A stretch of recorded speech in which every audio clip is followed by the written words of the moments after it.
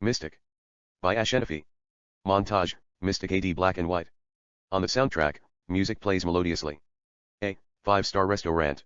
A good-looking man and a gorgeous girl sit with glasses of red wines conversing. The girl then holds her head due to headache. B. Beach. A man model chases a female model down the shore. He then stops and holds his knee due to pain. C. Tennis. A young boy and a young girl play tennis double with their parents. They hit the ball back and forth. Then the ball passes the father. He holds his back and sits with his knee on the ground. D. Lake house. A girl lies on the net reading book. A young man sits on the grass next to a lake, throwing a stone on the water. F. Back to 5-star restaurant. The girl takes 2 tablets of Mystic, the equivalent of aspirin, with a glass of water. G. Back to the beach. The girl gives the man Mystic, 2 pills. He takes them with a glass of water. H. Back to tennis. The father takes Mystic with a glass of water. I. 5-star restaurant. The girl smiles softly. She continues to have conversation with the man. J. Beach.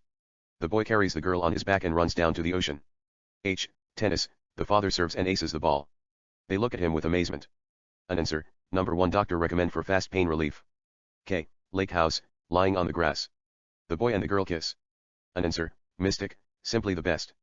Under the net, we see a Mystic container. Int. University of New York, Laboratory, Day. A gorgeous girl, Alicia Levitt, 27, graduate student at NYU, who is wearing an eyeglass, conducts an experiment with her lab partner Malcolm, 30, tasting Mystic on mice. Malcolm, have you ever watched Inside the Actor's Studio when James Lipton asks the guests if heaven exists? What would you like to hear God say when you arrive at the pearly gates? Alicia, what would you like to hear him say? Malcolm, I might ask him when the last time this angel went out a date was. Alicia, I don't really believe in dating. I'm tired of getting my heart broken into pieces. It's an excuse for people to have casual sex. I am done with dating. Int. New York Stock Exchange, Day. Trading floor, we see stockbrokers buying stocks and selling stocks by billions. Bells are ringing right and left. Int. New York Stock Closing Bell, Day. An actress, Jessica West, 25, rings NYSE closing bell. Standing on the balcony, the owner of the Mystic, Richard Crawford, 61, and his son Edward Crawford, 35, clap, making billions of dollars. Int. University of New York, Laboratory, Day. Alicia watches cancerous cells on her microscope. Malcolm types the word dating on the search engine of his laptop. Malcolm, dating is the act of going out on dates whereby one person socializes with a potential lover using a process that involves scheduled, usually exclusive, meetings of 2 people with mutual interest in one another. Alicia, do you know pressuring someone into dating considers in some states sexual harassment? Malcolm, not if you're promiscuous, dreamboat. She can't help but smile softly and looks through the microscope. She then calls Malcolm, and shows him the cells. Malcolm looks at it. Alicia then takes the mouse's X-ray. Int. University of New York, Laboratory, Day. Alicia looks at the result on her laptop. A digital image shows a tumor in the mouse's brain. Int. University of New York, Professor Emerson's office, Day. Professor George Emerson, 50, sits behind his desk, eating an apple. Alicia walks in with the finding. Alicia, the result shows during cell division, the TR in Mystic strips the thymine on the DNA, causing mutations that leads to various cancers. A phone rings in the middle of her talk. Professor Emerson gives her his left index finger, 1 moment, and picks up the phone. Judy, off-screen. Hi, honey. Professor Emerson, what's it? Judy, off-screen. Can you pick up the kids? I have dental appointment in 15 minutes. Professor Emerson, what time they get off? Judy, off-screen now, in about 10 minutes. I thought I could pick them up myself but I got stuck in traffic. Will you take them home for me? Professor Emerson, sure. Judy, off-screen. I'll see you home. Professor Emerson, bye. He hangs up the phone and gets up. Alicia, continues where she left of it also stops the function of RNA that carries information from DNA. Professor Emerson grabs his coat from the hanger as she continues to talk. Alicia, to the protein synthesis complexes. Professor Emerson, interrupting her, give me the report. I'll look at it in the way home. Alicia hands him the report. Professor Emerson takes the report, comes, and places his arm over her shoulders. Professor Emerson, walking her to the door, I'll publish them together, with the rest of your papers. Go home and take a hot bath. This is going to change your life and certify you as a real scientist. They walk towards the camera. EXT University of New York, parking, Day. Close up, Alicia. She comes to her 2000 Acura TI, opens the door, and gets in the car. Int. Acura, Day. Alicia places her key in the ignition and tries to start the car. The car doesn't start. Alicia, fuck, not again. Alicia pubs the hood and gets out of her car. She knows the problem. EXT Acura, Day. Alicia comes to the front of the car, opens the hood, fastens the battery tight, and closes the hood. Int. Acura, day. Alicia gets behind the wheel and starts the engine. The car starts fine. She presses play on car's CD player. If It Isn't Love by New Edition plays on the stereo melodiously. Alicia begins to sing with them as she drives away. Int. Acura, moving, day. Alicia looks at her research paper while driving. She then puts the paper on the passenger seat and focuses on the road. EXT Acura, moving, day. An established shot of the Acura driving in the street of New York City. Then we takes it with overhead shot, looking down the city of New York. Int. Richard's mansion, party, night. A big party is in progress. Through arriving guests, we pick up Peter James, 36, an athletic man. We see people mingling while sipping various types of alcoholic beverages. Peter walks through the crowd. Pan to Richard. Richard converse with Dr. Simon Knight, 46, FDA. Dr. Simon Knight, FDA thinks the product that's in the market is toxic. They are conducting a further test. It doesn't look good. Richard, mockingly, what does it take to quiet them down beside money? Dr. Simon Knight, this time, it's not about money. It's about the safety of patients. The CDER is planning to test the drug again. We feel responsible for the quality of products that we approve. Mystic is proved to be one of the leading drugs that fall to meet FDA safety regulation. Richard, let's drop the chit-chat. We use money for reason. How much are we talking about here? Pan to Edward. Edward is talking to models. Model 1, everybody thinks modeling is easy, and says, you guys just walk up and down like ostrich and get paid millions, but it's harder than it looks. Model 2, one of the most embarrassing moments in my life was the day I tripped over my shoe on the catwalk. I twisted my knee and broke my ankle. Edward, that must fucking hurt. Model 2, humorously, you have no idea. I cried for days. If it wasn't for Mystic, I thought about committing suicide. They all smile. Edward, you see what I mean. As cynical as it sounds, we do actually save lives. Edward looks at Peter. Edward, excuse me for a second. Edward excuses the girls and walks to Peter. Edward, Pit. Peter approaches him. Peter, what's up? Edward, what's up? They shake hands and exchange hugs with style. Edward, come on. Let me introduce you to a pair of gorgeous angels. Edward takes Peter to the girls. Edward, ladies, I want you to meet Lieutenant James. Peter, just call me Peter. Peter gives Model 1 his hand to shake. She takes his hand. Model 1, Monica. Model 2 gives him her hand. Model 2, Jenna. Peter takes her hand. They shake hands, greeting. Edward, they just fell out of the sky. Referring to Jenna. She twisted her ankle. I think you should give her a foot massage and watch her walk all over you. She smiles softly. Jenna, thanks. But no thanks. I can manage life without foot massage. Edward, are you sure? Jenna, I'm positive. Edward, what about you? Monica, humorously, I am a Catholic by heart. No sex before marriage. They all smile. Edward, don't skin me alive for trying. But excuse us. I must talk to him alone. It's a matter of life and death. Edward kisses them on the cheeks. Peter gives them nod. They walk toward the bar. Peter, what's it? Edward, it's my old man. Peter, what's wrong with him? Edward, he's getting on my nerve like a virus. I've not been myself lately. They come to the bar. Edward, to the bartender, give me a whiskey. The bartender looks at Peter. Peter, I'll have martini.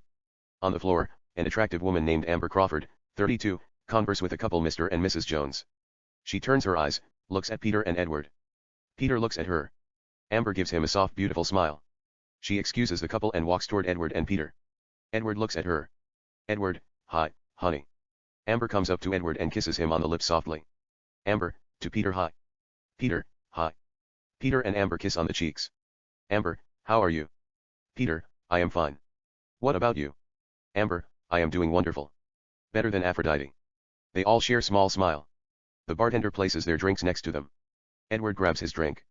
Edward, to Amber, whiskey. Amber takes the drink from Edward's hand, has a sip, and gives him back. Amber, to Peter, what are you doing here? Edward, I invited him to strip search you. Amber, is that right? Peter, humorously, he meant threesome. Edward, to Amber, only if you don't mind. Amber, maybe I will consider it in the next lifetime. They all smile moderately. Amber takes the martini from Peter's hand and takes a sip. Amber, but don't let me catch you with your pant down. You might get into trouble. Peter smiles softly. Amber gives Peter his martini back. Peter, Trouble is my middle name. But if you catch me with my pant down, you can consider yourself the luckiest woman in the world. Amber, are you sure? Peter, don't make mistake about it. I am bad to the bone. Amber smiles alluringly, and looks at Peter with seduction. Amber, you don't know what you're missing. Int. Alicia and Sarah's apartment 302, living room, night. A small party is in progress. On the soundtrack, Love Yourself by Justin Bieber plays from a CD. On the dance floor, a provocative girl named Sarah, 23, dances with a young man named Roberto. Sarah is Alicia's best friend as well as roommate. At the entrance, Alicia walks in. Sarah sees Alicia. She excuses Roberto and comes up to Alicia. Sarah, what's up? Alicia, nothing much. Sarah, I want to ask you a favor. Alicia, what's it?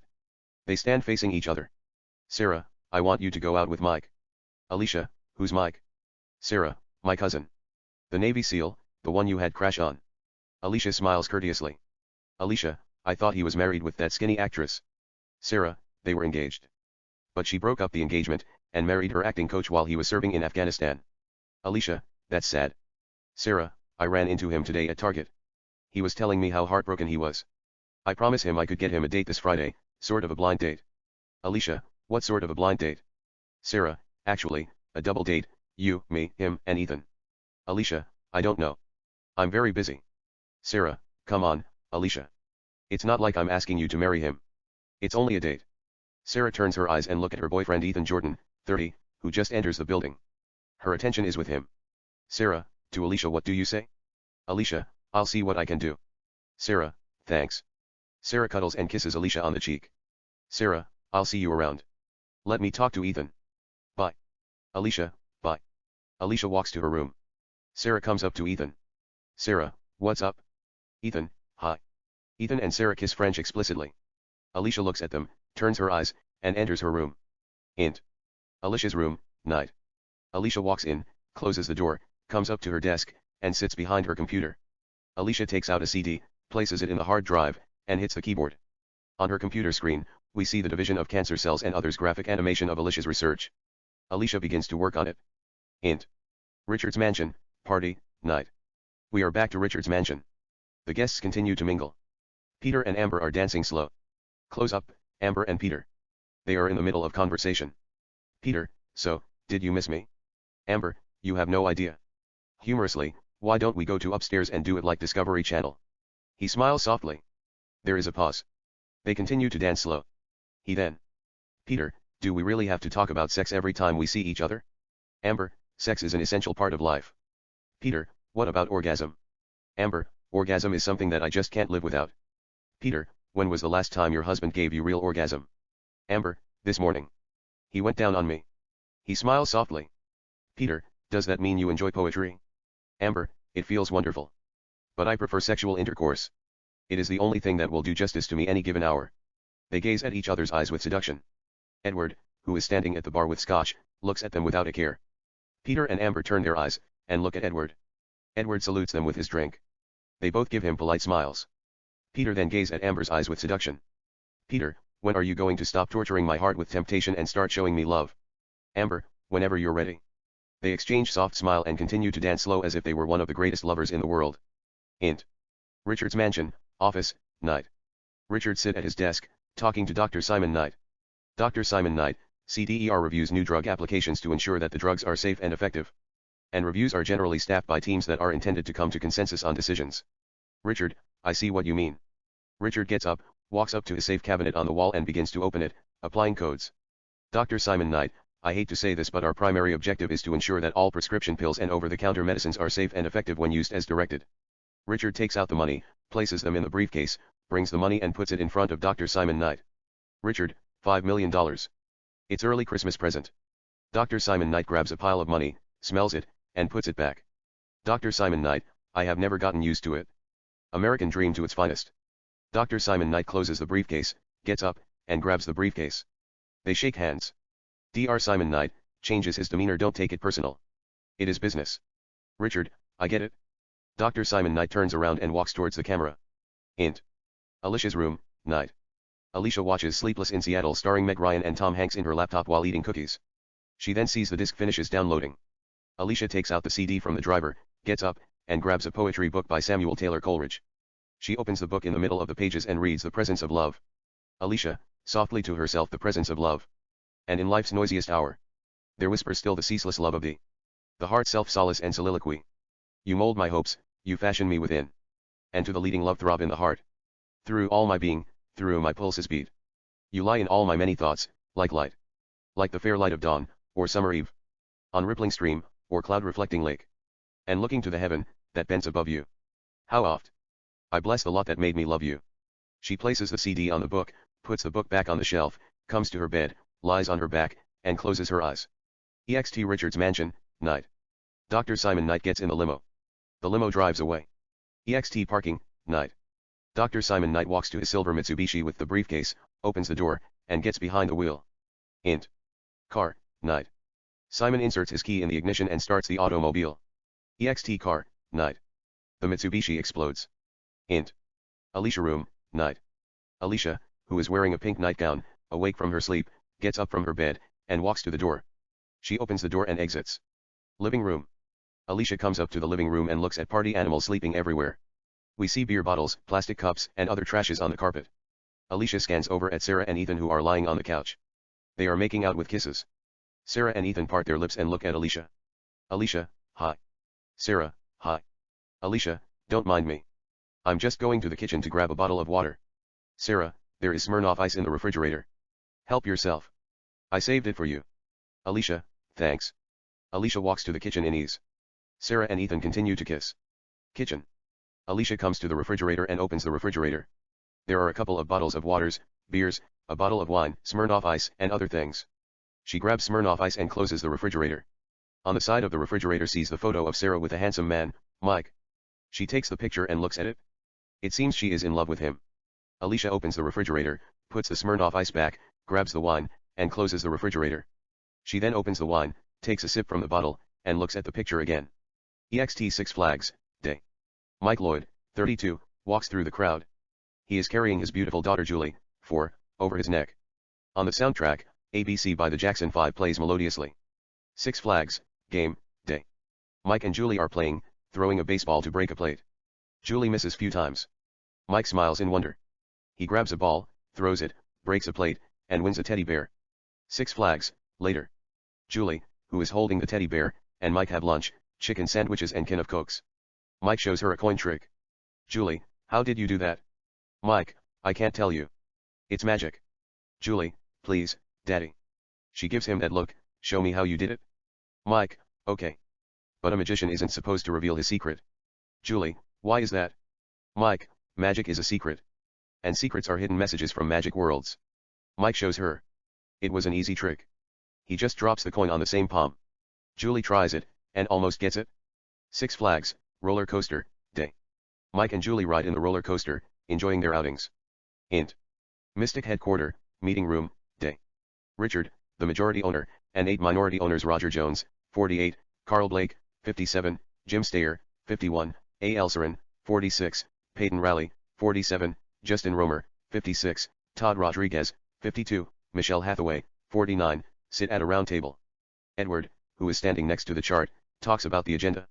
Edward, as you know, Mystic is the fastest growing pharmaceutical company in the world. And keeping pure monopoly in mind, the question isn't how we are going to make money, but how we're going to change the future. Up to 300 million Americans alone take acetaminophen every year. And Mystic is the first ever pharmaceutical company to make non-steroidal anti-inflammatory drugs that relieve headache, muscle pain, toothache, menstrual pain, and fever of colds, and pain of arthritis more efficiently than our next competitors Pfizer, Advil, Bayer, and Johnson & Johnson's Tylenol. Peyton holds his hand up, and speaks without permission. Peyton, there is a rumor that a new study shows that Mystic causes cancer. And if this finding gets out to the public, it might as well be the end of Mystic as we know it. Roger, it's not a rumor. A graduate student at the University of New York recently discovers TR, the main chemical ingredient that's used to make Mystic, provoke a genetic mutation. The board begins to make noise, talking to each other. Richard knocks the table to get their attention. Richard, gentlemen. They get quiet. Richard, there is no need to panic. Just relax. There is nothing that my son here can't fix. Give him a day or two. He will take care of it. Father looks at his son. It seems they are on the same page, but there is something between them that's suspicious. They don't trust each other. Int. Lecture hall, day. Alicia, standing next to a visual projector, addresses her finding to a group of scholars, who are taking notes, including her professor George Emerson and Jeff Schmidt, director of FDA. Alicia, a DNA sequence or genetic sequence is a succession of letters representing the primary structure of DNA molecule, with the capacity to carry information. We see some of the guests, who were in the board meeting, taking notes, including Roger Jones and Peyton Raleigh. Alicia, the possible letters are A, C, G, and T, representing the 4 nucleotide subunits of a DNA strand: adenine, cytosine, guanine, thymine bases covalently linked to phosphobackbone. and during mitosis, in which a cell duplicates the chromosomes in its cell nucleus, in order to generate two identical daughter nuclei, a TR, the main ingredient that used in Mystic, interfere with copying process by directly interacting with thymine and causing mutations that lead to monogenic diseases and cancer. Int. Conference room, reception, evening. The guests mingle while enjoying wine and refreshments. Close up, Alicia. She is talking to Dr. Stephen Zemeckis and Malcolm. Dr. Stephen, the information contained in our genes is so critical that simple changes can lead to a severe inherited disease, which make us more inclined to develop various illnesses that put our lives at risk. Alicia looks over at Professor George Emerson, who is conversing with Mr. Schmidt. She excuses Dr. Stephen and Malcolm, walks toward the professor. Professor George Emerson and Jeff Schmidt. Jeff Schmidt, you know this discovery can impel a 50 billion pharmaceutical company like Mystic out of business. Professor Emerson, the people have the right to know the truth. It's one of the greatest finding in that young girl's scientific life. Professor George Emerson looks at Alicia. Professor Emerson, excuse me. He excuses Jeff and approaches her. Professor Emerson, what's up? Alicia, nothing match. Walking together. I must go. I have a date. Professor Emerson, wait. I have to talk to you about the agenda that you are going to present at the Académie Royale des Sciences in Paris. They stand facing each other. You might be up for the Nobel Prize, but I want you to gather all the facts, put the result in a disc, and give it to me on Monday. On the soundtrack, Poison by Belle Biv DeVoe plays melodiously. Professor Emerson and Alicia continue to talk without a sound. EXT Alicia's Acura, night. Alicia drives in the street of New York. We then take it with overhead shot, looking down the city of New York. Int. Alicia's room, night. Alicia, wearing red Victoria's Secret underwear and white muscle shirt, sings with Belle Biv DeVoe's Poison while shaking her butt. She takes out an orange gown from the closet, looks at it, puts it on the bed, comes, and sits in front of the mirror. Alicia applies a makeup on her lips. Then at the door, Sarah, wearing yellow gown that reveal her skin, appears like a princess in erotic fairy tale. Sarah, are you ready? Alicia, give me 5 minutes. Sarah, what do you think this dress? She shows her dress. Alicia, you look gorgeous. But wait a second. You are not wearing underwear. It shows your vagina. Sarah, I will put on something. But it feels erotic without underwear. Alicia, it's your life. Do what feels erotic, Santa Madonna. Sarah, sure. I'll be in the living room. We don't want to take forever. We have to leave now. They are waiting for us. Alicia, okay. Sarah leaves the room. Alicia takes out her eyeglass, gets up, and shakes her butt, dancing with Poison. She then grabs a makeup, lipstick, applies it on her lips, and looks at the orange gown. Something tells her to be daring. She returns to the closet and grabs a riveting red gown, and walks towards the camera. Int. Alicia and Sarah's apartment, living room, night. Sarah is watching LA Confidential starring Russell Crowe and Kim Basinger. Alicia comes up to the living room, wearing the red gown. She looks the most enticing girl we've ever seen in our lives. Sarah is surprised. Sarah, wow. We are not going to Mars. We're only having a quiet dinner at New York City restaurant. Alicia, humorously, is it too much? Alicia, you make Julia Roberts in Pretty Woman the girl next door. You look prostitute. Alicia, humorously, I knew you were going to say something like that. I will go change. Sarah, I am just kidding. You look amazing, except this extra part down here. Sarah takes the extra clothing down by her dress and tears it off like Jamie Lee Curtis in True Lies. Alicia, this is a mini skirt. Alicia is right. It looks like a mini skirt. Sarah, you look hot. She puts the extra clothing that she torn off on the coffee table. Alicia, humorously, are we going to a double date? Or we are going to a sex club to have orgy? Sarah, playing alone, I didn't know they have a sex club in New York City. Alicia, Studio 54 used to be a sex club. They turned it into a Broadway theater. Sarah, maybe someday, we will call a sex club, call it Studio 69, and have orgy. Till then we would go to a quiet romantic restaurant, keep our sexual libido in check, and have dinner with our boyfriends. Alicia, I might as well eat with my mouth closed since I don't have a boyfriend. Sarah, we are going to change that tonight. Alicia, maybe. Sarah, where is your eyeglass? Alicia, I'm wearing contact. They begin to walk toward the exit. Sarah, you look suggestive without that sunglasses. Alicia, thanks. Are you driving? Sarah, no, I gave my car to Ethan. We are taking your car. They walk into the camera, blacking the screen. EXT New York City, night. An established shot of New York City with the Statue of Liberty. EXT/int. Alicia's Acura, moving, night. Alicia is behind the wheel driving. Sarah sits in the passenger seat, talking to Ethan on the cell phone. Sarah, what do you mean the police are pulling you over? Ethan, off screen, I don't know. It could be seatbelt.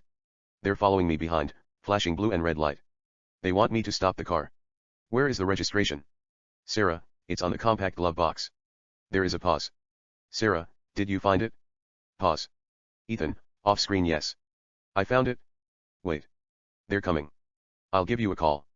Bye. Sarah waits for a bit and hangs up the phone. Alicia, is he okay? Sarah, the cops pulled him over. Alicia, I'm sorry. Sarah, don't worry. He said, it's only a seatbelt. Just make a right turn here, and park your car at the parking garage. Alicia makes a right turn. Parking garage. They drive through the parking garage. Int. New York City restaurant, night. It's a romantic 5 stars restaurant. Mike sits at the table with a glass of wine, waiting for Sarah and Alicia. On the stage, Mark, 36, plays piano. Lisa, 28, Adele's Someone Like You. Close up, Mike. He takes a sip. Then Alicia and Sarah walk into the restaurant. Sarah sees Mike. Sarah, that's him. Sarah and Alicia walk toward him. Mike sees them, and gets up from his seat to greet them. Sarah comes up to Mike. Sarah, what's up? Mike, hi. Sarah and Mike hug and kiss on the cheeks. Sarah, you look great. Mike, thanks. Sarah, this is my best friend. Alicia. Mike, hi. Alicia, hi. Mike and Alicia shake hands and kiss on the cheeks. Sarah takes a seat. Mike pulls a chair for Alicia. Alicia sits. Mike takes his seat. Mike, where's Ethan? Sarah, the cop stopped him. He should be here any minute. A waitress named Tina, 25, comes to their table. Tina, how can I serve you? They look at the menu. Mike, should we wait Ethan? Sarah, no. I'm hungry. I'm getting New York strip steak. If he comes after the food gets here, he'll share with me. Besides, I know what he is going to order. He loves steak. Mike, okay. Mike looks at the menu. Mike, I'll have grilled chicken club, number 14. The waiter writes it down. Tina, what about you? Alicia, I'll have teriyaki chicken salad. Tina writes it down. Tina, what kind of dressing? Alicia, French. Tina, anything to drink with that? Alicia, a glass of red wine, Pinot Noir. Tina looks at Sarah. Sarah, Heineken. Tina takes the menu. Tina, I'll be with you in a minute. Tina walks away. Sarah looks at Mike. Sarah, I heard you just got back from Rome. Mike, who told you that? Sarah, Amanda. Your little sister. I ran into her at Zara shopping for clothes right after I talked into you the same day. It's a freak accident. How was Rome? Mike, it's okay. Sarah, what did you do there? Mike, not much. I spent quality time at Trevi Fountain, visited National Museum of Rome, played football with local kids, and drank wine. That's about it? Sarah, it sounds like you had a lot of fun. Mike, it was okay. Are you still working at New York Advertising Agency? Sarah, I'm quitting at the end of this month to focus on producing an independent film. You know, a documentary about fashion industry where I start modeling at the age of 14. Mike, that's good. Sarah, you could say that. By the way, she thinks you're quite a catch. Alicia, Sarah. Mike smiles charismatically. Sarah, she saw the photo that you and I took in Vegas 2 years ago and said your eyes are salacious like the devil. Alicia, Sarah. Alicia slaps Sarah on the shoulder playfully. Alicia, to Mike, don't believe her. I don't know anything about the devil. I mean, I don't even believe he exists. Sarah, humorously, she once told me, she touched herself, fantasizing about you, and had a mean orgasm. Mike smiles softly. Alicia hits her friend harder this time. Alicia, I don't usually touch myself. I mean, I don't think about sex. Sarah, she often uses a vibrator. Alicia hits her playfully. Alicia, you keep embarrassing me. Sarah, I am not trying to embarrass you. I am just trying to help you. Alicia, I don't need your help. Sarah, to Mike, doesn't she look like she needs love? Mike, as far as I know, she looks vision. Alicia smiles in beauty. Sarah's cell phone rings. She picks it up. Sarah, hello. Ethan, off screen, it's me, Ethan. Sarah, what's up? Ethan, the police are towing your car. They said I was driving with a suspended license. Sarah, what do you mean suspended license? Ethan, they suspended my license few weeks ago, driving under the influence of alcohol. I was supposed to attend some AA class and appear in court. I thought it was a joke, but the judge issued an arrest warrant. They're taking me to jail. I want you to bail me out. Sarah, where are you? Ethan, off screen, I'm somewhere 5th Avenue and 57th Street in Manhattan, right next to Tiffany where I bought you that perfume. You'll see me. I have to hang up the phone. Sarah, okay. She waits for 2 seconds. No sound. She hangs up. Sarah, it's Ethan driving with the suspended license. I have to go. To Alicia. They're taking him to jail. Give me your key. Let me bail him out. Mike, do you want us to come with you? Sarah, no. Stay. Finish your date, to Alicia, he'll give you ride home. Alicia looks at Mike. Mike, without hesitation, no problem. Alicia gives Sarah the key. Alicia, do you know how to drive stick shift? Sarah, fuck. No, I don't. Instead, why don't you give me your car, Mike? I'll bring it back in the morning. She'll take you home. Mike, sure. Sarah gives the key back to Alicia. Mike takes out a valid ticket, and gives it to her. Mike, it's in the valet. She takes the claim ticket. Sarah, thanks. Sarah walks around the table and kisses him on the cheek. Sarah, make sure she has a time of her life. Mike, no doubt. Sarah and Alicia kiss on the cheeks. Sarah, I'll see you tomorrow. Alicia, bye. Sarah, to Mike, bye. Mike, take care. Sarah walks away, leaving Mike and Alicia on top of the screen. There is a silent moment. Alicia gives Mike a soft smile. She then. Alicia, she told you my entire sexual life. Mike, humorously, she just want you to get straight to the point. But forgive her. We will take it nice and romantic. Cadet, that is not a bad idea. But thanks. Mike, what for? Alicia, for that vision compliment. Mike, it's nothing. That's the least I could think of you. Alicia gives him a soft seductive smile. On the soundtrack, music plays melodiously. They gaze at each other's eyes silently. Int. Blue Star Restaurant, night. It's a fancy restaurant. Richard, Amber, and Edward sit at the table, having all kinds of expensive foods with glasses of wine. Richard, did you talk to Peter about that? Edward, nods yes. Richard, what did he say? Edward, he would take care of them before midnight. Edward takes a piece of steak and tries to feed Amber, but she pushes his hand away. Amber, I'm okay. Thanks. Edward eats it himself. Silent. Richard then. Richard, I heard you are thinking about adopting a baby. Edward, it's her idea. Richard, to Amber, why now? Amber, I feel like it. Richard, you feel like it? Amber, I watched Hollywood movie stars adopting all these foreign kids. It's kind of inspired me to do the same. Richard, mockingly, but is it the same thing as raising your own offspring? Unlike your own kids, you don't know what they're up to, when they grow up. They might turn up to be serial killers. You know, nature versus nurture. Nature always wins. Richard eyes Edward with cynicism. Edward looks at his father, and rolls his eyes. Amber is about to take mystic pills, with a glass of water. Edward, dear, you might want to think twice. They said, it'll give you cancer. Amber, I'll be fine. Cancer is the last thing I worry about. She takes it anyway. Int. New York City restaurant, night. Back to Alicia and Mike. The food has already been served. Alicia and Mike are in the middle of conversation. On the stage, Lisa sings Rihanna's Diamonds. Alicia, Sarah told me you are a Navy SEAL. Mike, ex-Navy SEAL. I got discharged due to bad conduct. Alicia, how come? Mike, I had an affair with the general's girlfriend secretly. I then decided to end it. But she told him everything. They discharged me dishonorably. Alicia, you are bad. He smiles charismatically. Mike, it is a joke. I broke my collarbone, jumping from a helicopter without a parachute. They sent me home to get medical care. Later, I failed to report and got discharged without pay. You know, I became a SEAL just to train, like how some people climb Mount Everest, to test my limit. I didn't really take it seriously. Alicia, what do you do now? Mike, I sell boats. Alicia, what kind of boats? Mike, all kinds of yachts, small motor boats, and big ships. Alicia, that's nice. Mike, what about you? What do you do? Alicia, I'm a scientist. Mike, I don't believe you. Alicia, cellular biology. I study cells, their physiological properties, structure, life cycle, division, and death. Mike, that's impressive. Alicia, humorously, I am actually trying to clone the first human being. I am going to call it Vision. They share soft smiles and gaze at each other's eyes. On the soundtrack, Love Me With Your Fantasy by Nina Simone plays melodiously. EXT Bridge, night. Mike and Alicia take a walk on the bridge.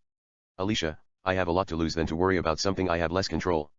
You know, it is better to focus what it matters and enjoy life while we can. Mike smiles softly. Mike, what's your favorite movie? Alicia, Sleepless in Seattle. Mike, who is in it? Alicia, Meg Ryan and Tom Hanks. I must have watched it over 30 times. I can't get enough of Meg Ryan. Mike, I think I've seen it. About a girl who meets a man online. Alicia, no, that is not it. That is You Got Mail. Mike, is it movie where she jumps into a volcano with Tom Hanks? Alicia, that is Joe versus the volcano. Humorously, I have the tape home.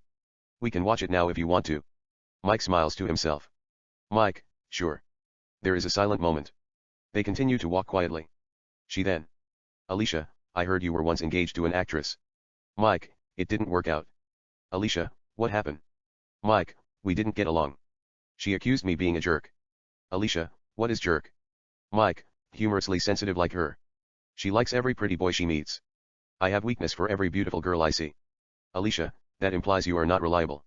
Mike, nothing like that. I mean, don't get me wrong. I loved her more than life itself. She is one of the most beautiful girls in the world. Kind, sweet, and passionate. But there is a thing. She must be the only girl in the world who looks at you in the eyes and pictures herself. Alicia, what do you mean by pictures herself? Mike, it's like, I look at you.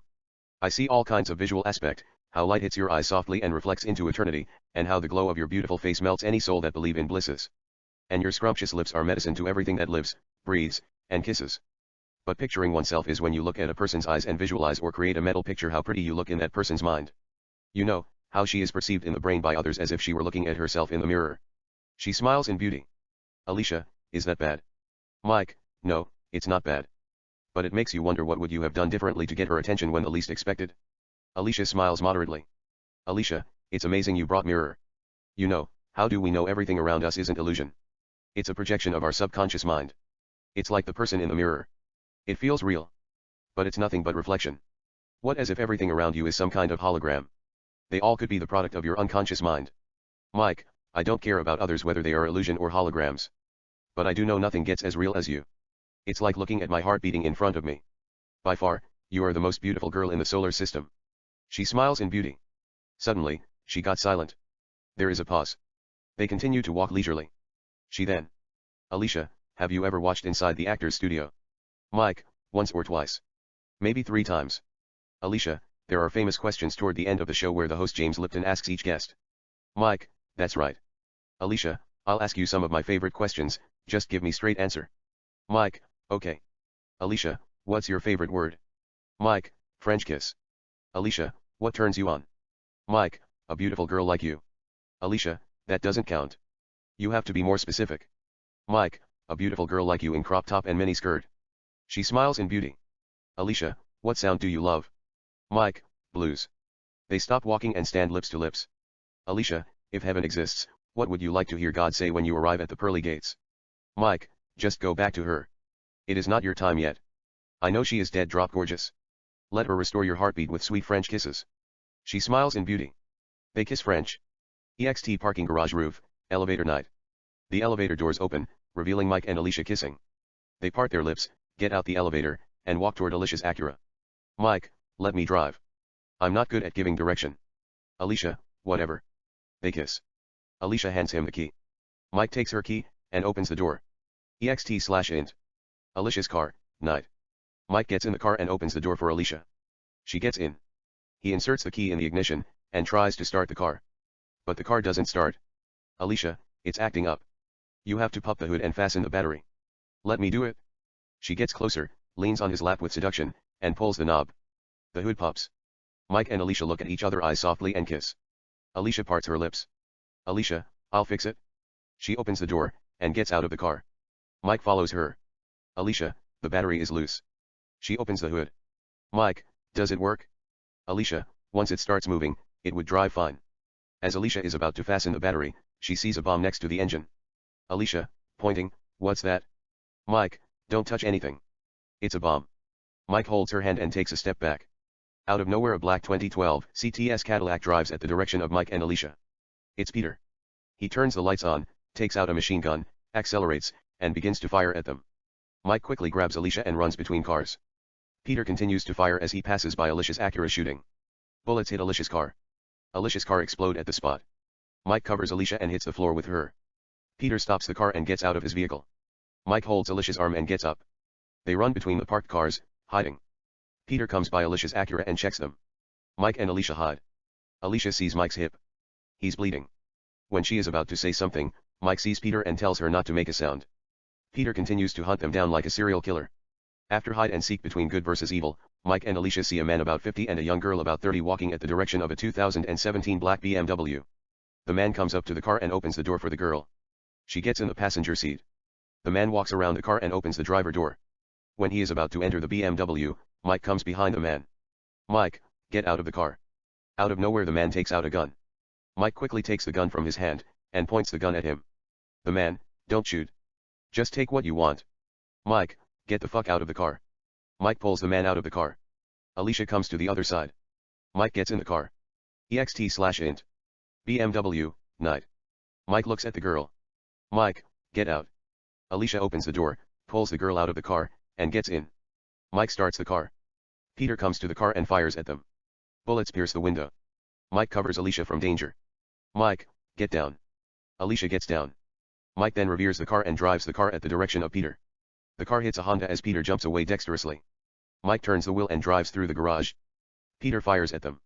Mike and Alicia escape as Peter continues to fire at the car. Then, Peter stops firing, and looks at the man and the girl who are standing confused. Peter, how you guys doing? Before they answer, Peter shoots the man between his eyes, turns his gun, and fires at the girl in the forehead. Peter takes out a cell phone and makes a call. EXT BMW, moving, night. Mike and Alicia drive down the street. EXT/int. BMW, moving, night. Mike checks his hip. He is bleeding. Alicia sees the wound. Alicia, are you okay? Mike, I'm fine. Then out of nowhere come three motorcycles behind Mike and Alicia's BMW. Mike looks at them in the mirror. Motorcycle 1 gets closer, takes out a machine gun, and fire at them. Bow. Bow. Bow. Bow. BMW, moving, night. Mike steps on the gas, and increases the speed. Motorcycle 2 passes motorbike 1 and comes by Alicia's side and fires at the window. Alicia screams like a teenager. Mike hides her and drives faster, passing one car after another. Motorcycle 1 catches up with the BMW and fires at Mike and Alicia. Bow. Bow. Bow. Bow. BMW, moving, night. Mike and Alicia drive faster. Motorcycle 3 passes 1 and 2, comes up to the BMW, and fires at Mike and Alicia. Bow. Bow. Bow. Bow. Mike grabs the gun that he took from the man at the parking garage and shoots Motorcycle 3's front tire. Bow. Bow. Bow. Motorcycle 3 loses control, flips over, and explodes. Motorcycle 1 get closer and shoots at Mike and Alicia. Bow. Bow. Bow. BMW, moving, night. Mike covers Alicia and fire at the Motorcycle 1 as he continues to drive. Mike turns the wheel and gets the opposite lane. Motorcycle 1 and 2 turn as well and continue to follow them. Mike and Alicia drive dexterously, dodging one car after another, so does Motorcycle 1. He keeps up with Mike and Alicia. However, Motorcycle 2 is not that lucky. A 2014 Volvo hits him out of scenario as Mike and Alicia make an amazing turns, avoiding a big crash. Mike and Alicia then turn the wheel and get in the right street. Motorcycle 1 continues to follow them, shooting. Mike slows down just a little bit and shoots the bad guys as Motorcycle 1 levels even with their car. It flips over, hits a light post, and explodes. BMW, moving, night. Mike and Alicia continue to drive down the street. It's empty street. There is nothing. Then, a black SUV truck 4 comes out of nowhere and cuts Mike and Alicia at the next block. A bad guy comes out of the passenger window and fires at them. Bow. Bow. Bow. Bow. Mike covers Alicia and steps on the brake. Mike and Alicia's car slides down. Mike quickly gets the car under control, turns the wheel, drives around the SUV dexterously, and moves down the road.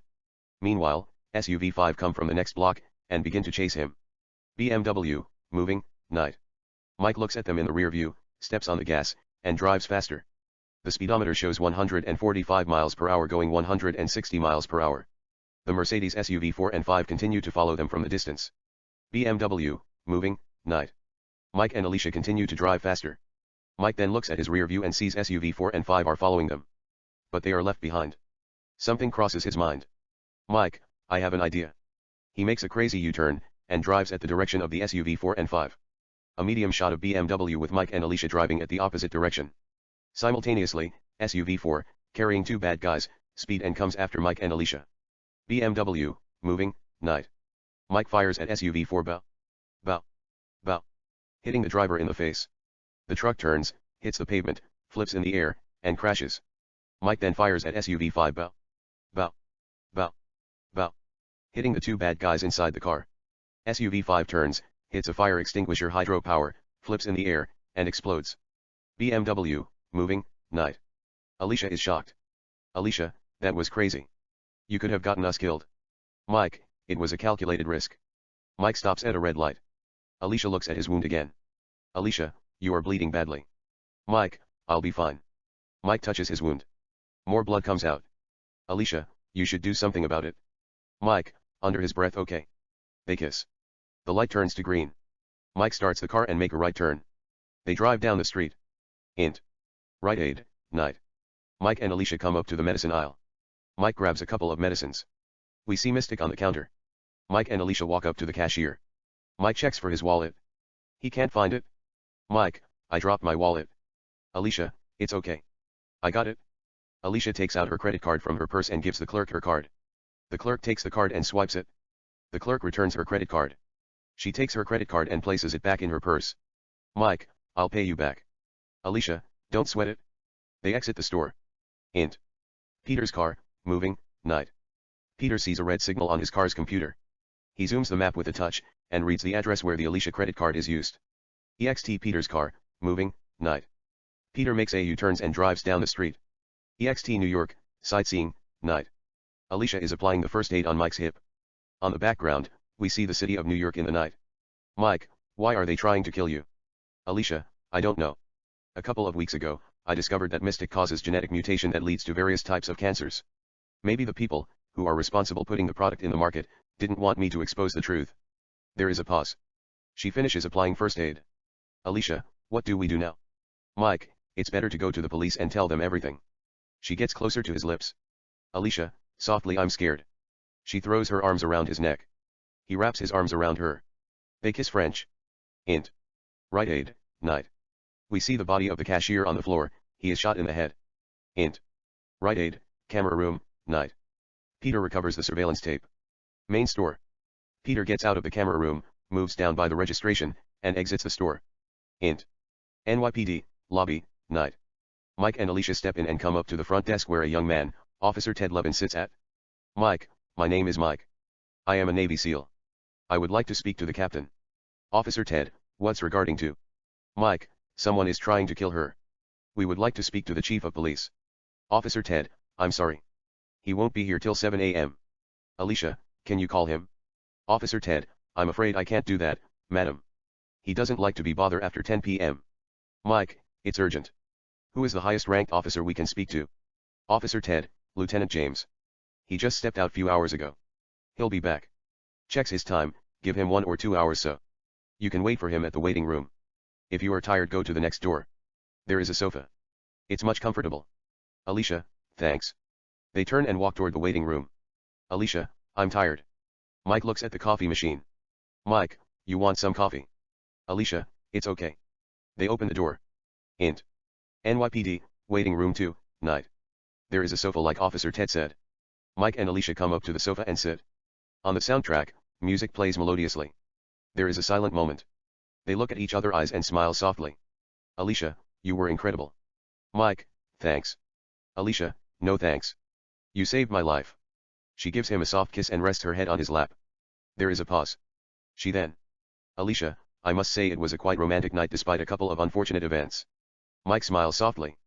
Mike, I couldn't agree more. There is a long pause. She then. Alicia, I think I'm in love with you. Mike smiles softly. Alicia closes her eyes. He kisses his first 2 fingers and places them on her lips.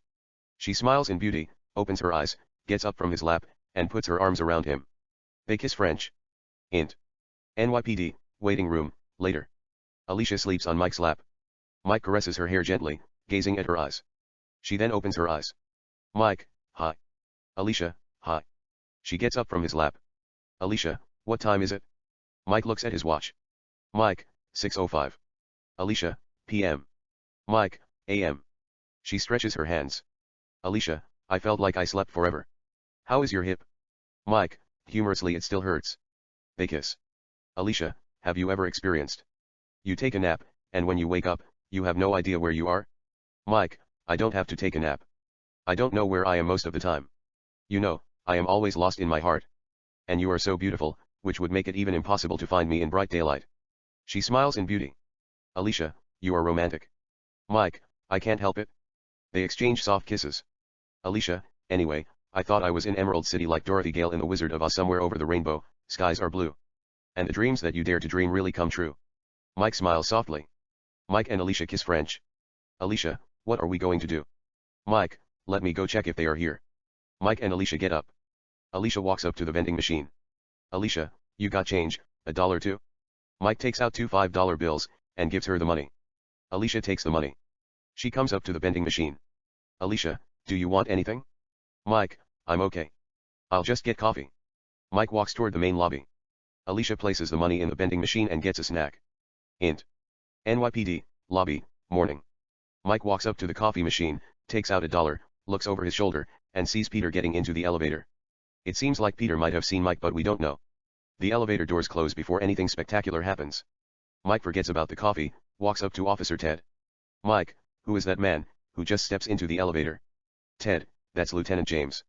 He's the head of SWAT. He is the man you should talk to. He can help you. Mike, thanks. Mike walks toward the waiting room. At the door, he runs into Alicia as she steps into the lobby with sliced lemon cake. Mike takes her hand. Mike, come on. Alicia, what's it? Mike, we have to get out of here right away. The man, who was trying to kill us at the parking garage, is a police officer.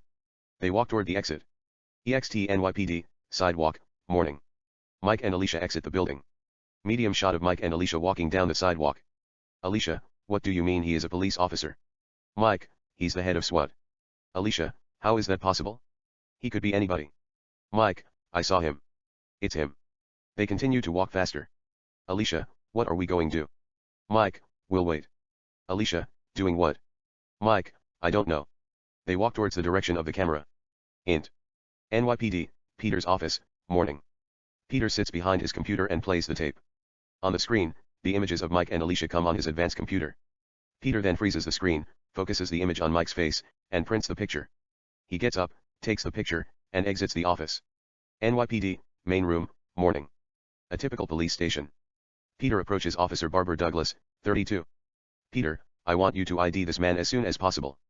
Peter gives her the picture and returns to his office. NYPD, Peter's office, morning. Peter comes to his desk, grabs his cell phone, and calls Edward. Int. Edward's house, bedroom/int. NYPD, Peter's office, morning. Edward and Amber are sleeping. Edward's cell phone rings. Edward opens his eyes and picks it up the phone. Note, we see both sides of the conversation. Peter, the girl is still alive. Edward, how come? Peter, she gets away with some guy, who thinks he's Rambo. Edward, who's he? Peter, I'm about to find out. One of my assistants is running his picture. Amber gets up. Amber, who's that? Edward, it's Peter. Amber, tell him I said, what's up? Edward, on the phone Amber said, what's up? Peter, nothing much. Edward, to Amber he said, nothing much. Amber, tell him I missed him. Edward, on the phone she missed you. Peter, I'll talk to her later. Let me call you after I straighten these things out. Edward, before you hang up, did you take care of the professor? Int. Coffee shop, day. It's a seductive 5-star coffee shop. Mike and Alicia sit at a table with 2 cups of coffees, conversing. Alicia, I was only 5 when my mother dies with breast cancer.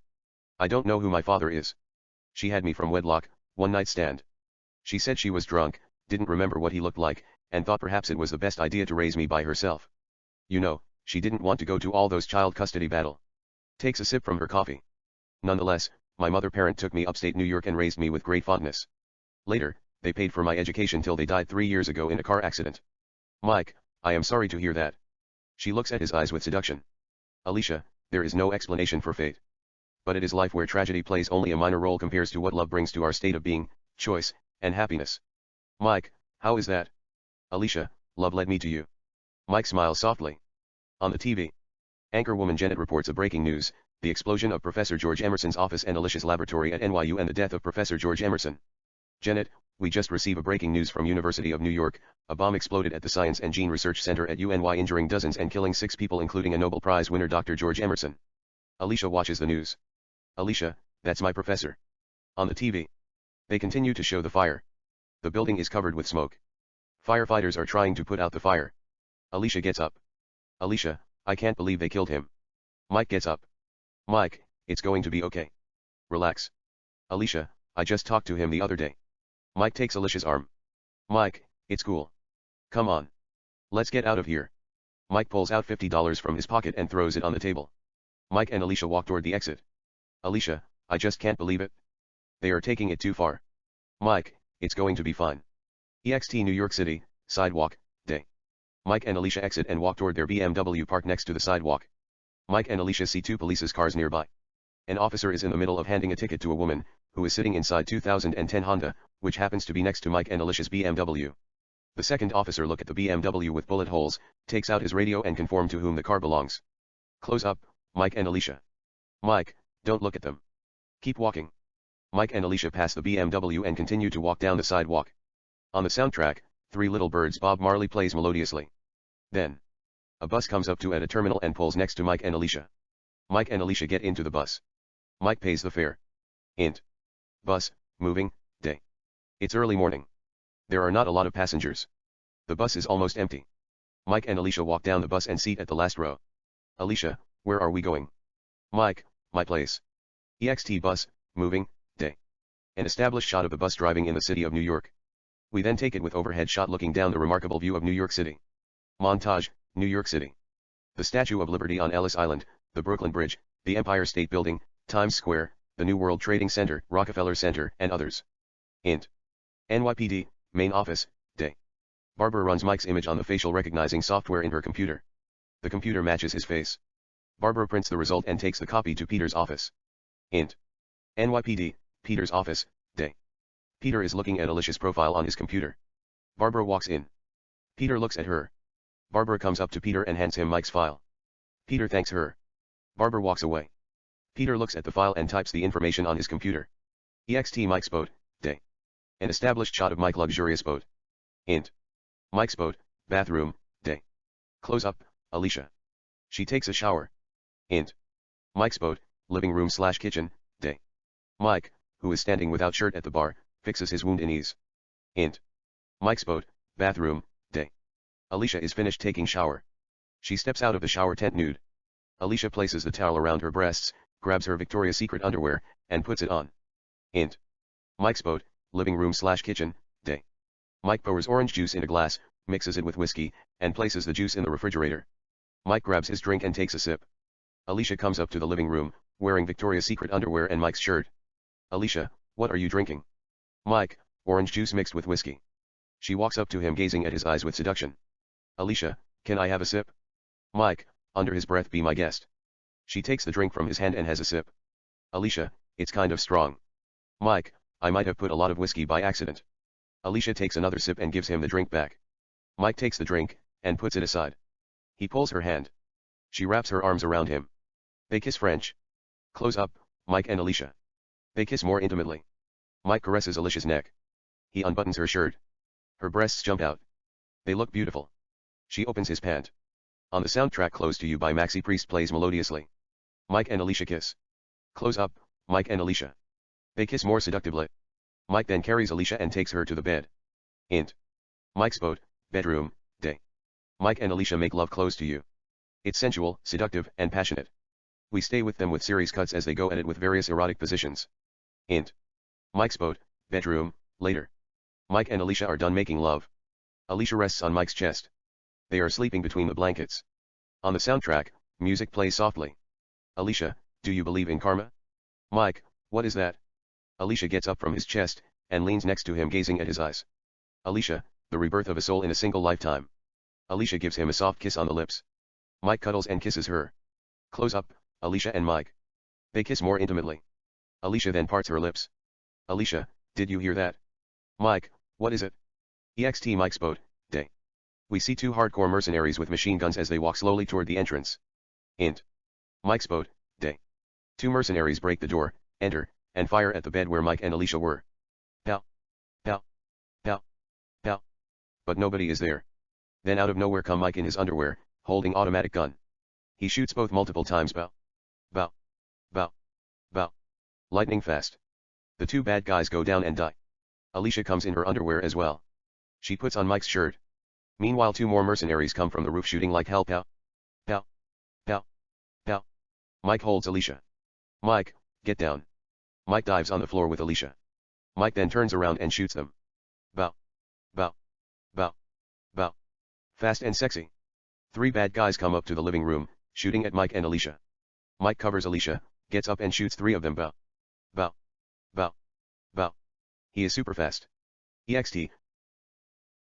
This audio file was created by Panopreader Basic. You can download it at www.panopreader.com. Harbor, Mike's boat, day. We see Peter standing with 6 of his best mercenaries at the waterfront. Peter gives them an order to fire at the boat. They fire hell of bullet. Pow. Pow. Pow. Pow. Int. Mike's boat, day. Mike lies on the floor with Alicia and covers her from potential lethal ammunitions as bullets rain down from every direction, hitting the furniture. The shooting then stops. Mike and Alicia get up. EXT Harbor, Mike's boat, day. Peter gives a sign to Lima, who is standing with a launcher. Lima hands him the launcher. Peter takes the launcher and fires at the boat. EXT/int. Mike's boat, day. Mike holds Alicia's hand. They run down the exit, and jump into the water just as the boat explodes. Underwater take. Mike and Alicia swim under the ocean. There is fire above them. EXT Harbor, Mike's boat, day. Peter looks at the burning boat, and hands the launcher back to Lima with satisfaction. Peter, bring the forensic details as soon as the fire is out and leave it on my desk before sundown. Peter walks up to his car, opens the door, gets behind the wheel, and drives away. EXT Harbor, water, day. Alicia and Mike swim down by the harbor. Mike gets out first. He gives Alicia his hand. She takes his hand. Mike pulls her out of the water. Alicia cuddles him. He holds her dearly. They kiss. Mike, are you okay? Alicia, I'm freezing. Mike, come on. Mike takes Alicia's hand. They walk towards the direction of the camera. On the soundtrack, Wild World by Maxi Priest plays melodiously. Int. Clothing store, day. A clerk named Vaughn sits behind the counter, looking at a magazine. Then at the entrance, Alicia and Mike walk in. They are wet. Vaughn looks at them with curiosity. Alicia and Mike come up to the t-shirt section. Alicia picks up a shirt with the image of Madonna. Mike gets a shirt with the image of Bob Marley smoking ganja. EXT open parking lot, Jeep, night. Wearing their new outfits, Mike and Alicia walk down the parking lot. Mike and Alicia come up to a yellow Jeep. Mike gets behind the wheel. Alicia gets in the passenger seat. Mike hotwires the engine and starts the car. Mike and Alicia drive away. EXT street, Jeep, day. Mike and Alicia continue to drive down the street. EXT/int. Jeep, moving, day. Close up, Mike, and Alicia. Alicia, I have to get the disc. Mike, where's it? Alicia, it's in my apartment. EXT Jeep, moving, day. Medium shot of the Jeep with Mike and Alicia driving at the direction of the camera. EXT Alicia's apartment building, day. Jeep. Mike and Alicia come driving and park the car next to Mike's Jaguar. Int. Alicia's apartment, living room, day. Mike and Alicia enter and find the body of Sarah and Ethan on the floor with 2 bullet holes in their heads, execution style. Alicia, oh, no. God. Alicia closes her eyes and hugs Mike saddened. Mike holds her closer. He then. Mike, I'll call 911. Get the disc quick before they come. Mike kisses her on the temple. Alicia turns around and walks to her room. Mike sits with one knee and looks at Sarah. He then picks up his car's key from the floor. Int. Alicia's room, day. Alicia finds her room burglarized. Her drawers are open. Her clothes are scattered all over the floor. Her computer and eyeglass are broken. Alicia walks up to the bed, grabs Samuel Collage's poetry book, opens the book, takes the disc, and places the disc on a small CD box. Alicia then takes her cloth off, comes up to the closet, grabs a Daisy Duke jeans and a red shirt, and puts them on. Mike walks in. Alicia looks at him. Mike, you got it? Alicia, here, I want you to hold it. Alicia gives him the disc. Mike takes the disc, puts in his pocket, walks up to the window, and sees 2 Mercedes SUV parked next to his Jaguar. Mike, they are here. We must leave now. Mike takes Alicia's hand and walks to the living room. Living room.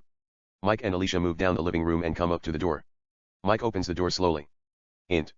Alicia's apartment, hallway/corridor, day. Mike and Alicia exit and walk down the hallway. Mike, let's take the stair. It's safe. Mike and Alicia walk toward the staircase. As they are about to take to the stair, they hear the elevator moving. Mike stops. Mike, give me 1 second. Mike walks to the elevator. The elevator's doors open, revealing 2 bad guys who are carrying machine guns. Mike shoots them to Kingdom Comes Bow. Bow. Bow. Bow. The bad guys fall and die in the elevator. Mike, come on. Mike takes Alicia's hand. They take the stairs down and walk towards the direction of the camera. EXT Street, Mike's Jaguar, moving, day. An established shot of Mike's Jaguar driving in New York City. Mike is behind the wheel. Alicia sits in the passenger seat. Int. Mike's Jaguar, moving, day. Close up, Mike and Alicia. Mike, who's Malcolm? Alicia, he is my lab partner. They broke my laptop. We'll just make a copy quick and leave. Mike, is he trustworthy? Alicia, other than my professor, he's the only person who knows about the experiment. He can explain the nature of the cytology and chemical bonds to right people in case anything happens to us. EXT Jaguar, moving, day. Mike and Alicia continue to drive in the city of New York. Int. Queen Heart Restaurant, day. It's an expensive 5-star restaurant. Edward and Amber sit at a table with salad, salmon, and glasses of wines. We see a healthy number of rich people enjoying their meals. Close up, Edward and Amber. Edward, it's my father. Amber, what about him? Edward, he thinks I'm soft. Amber, why is that? Edward, I spoiled you. Amber, what's wrong with that? Edward, he said women are inferior to men. In some countries, husbands beat their wife if she misbehaves. They whip them with belts whenever they feel like it. Amber, so, you want to spank me? Edward, no, it's not me. It's my father. I can't disagree with him, can I? Amber, since he hates your gut, what don't you just kill him? Edward, I am contemplating about it. But first I have to talk to Peter. He's good at killing people with explosive. At the entrance, Peter walks in. Edward sees him, and gives him a sign. Peter walks up to Edward and Amber. Peter, hi. Amber, what's up? Peter kisses her on the cheek, and sits in front of Edward. Edward, who's the hotshot causing trouble? Peter, Mike Lloyd. He's a Navy SEAL. Edward, what about the girl, where's she now? Peter, she's with him. They were spotted driving a Jaguar just few minutes ago. I will take care of them. Edward, seriously, I want you to find them and kill every person they contact. Don't fuck up this. Peter looks at Amber. She looks at him and gives him a seductive smile. Int. Malcolm's apartment, living room, day. Sitting behind a computer, Malcolm makes a copy.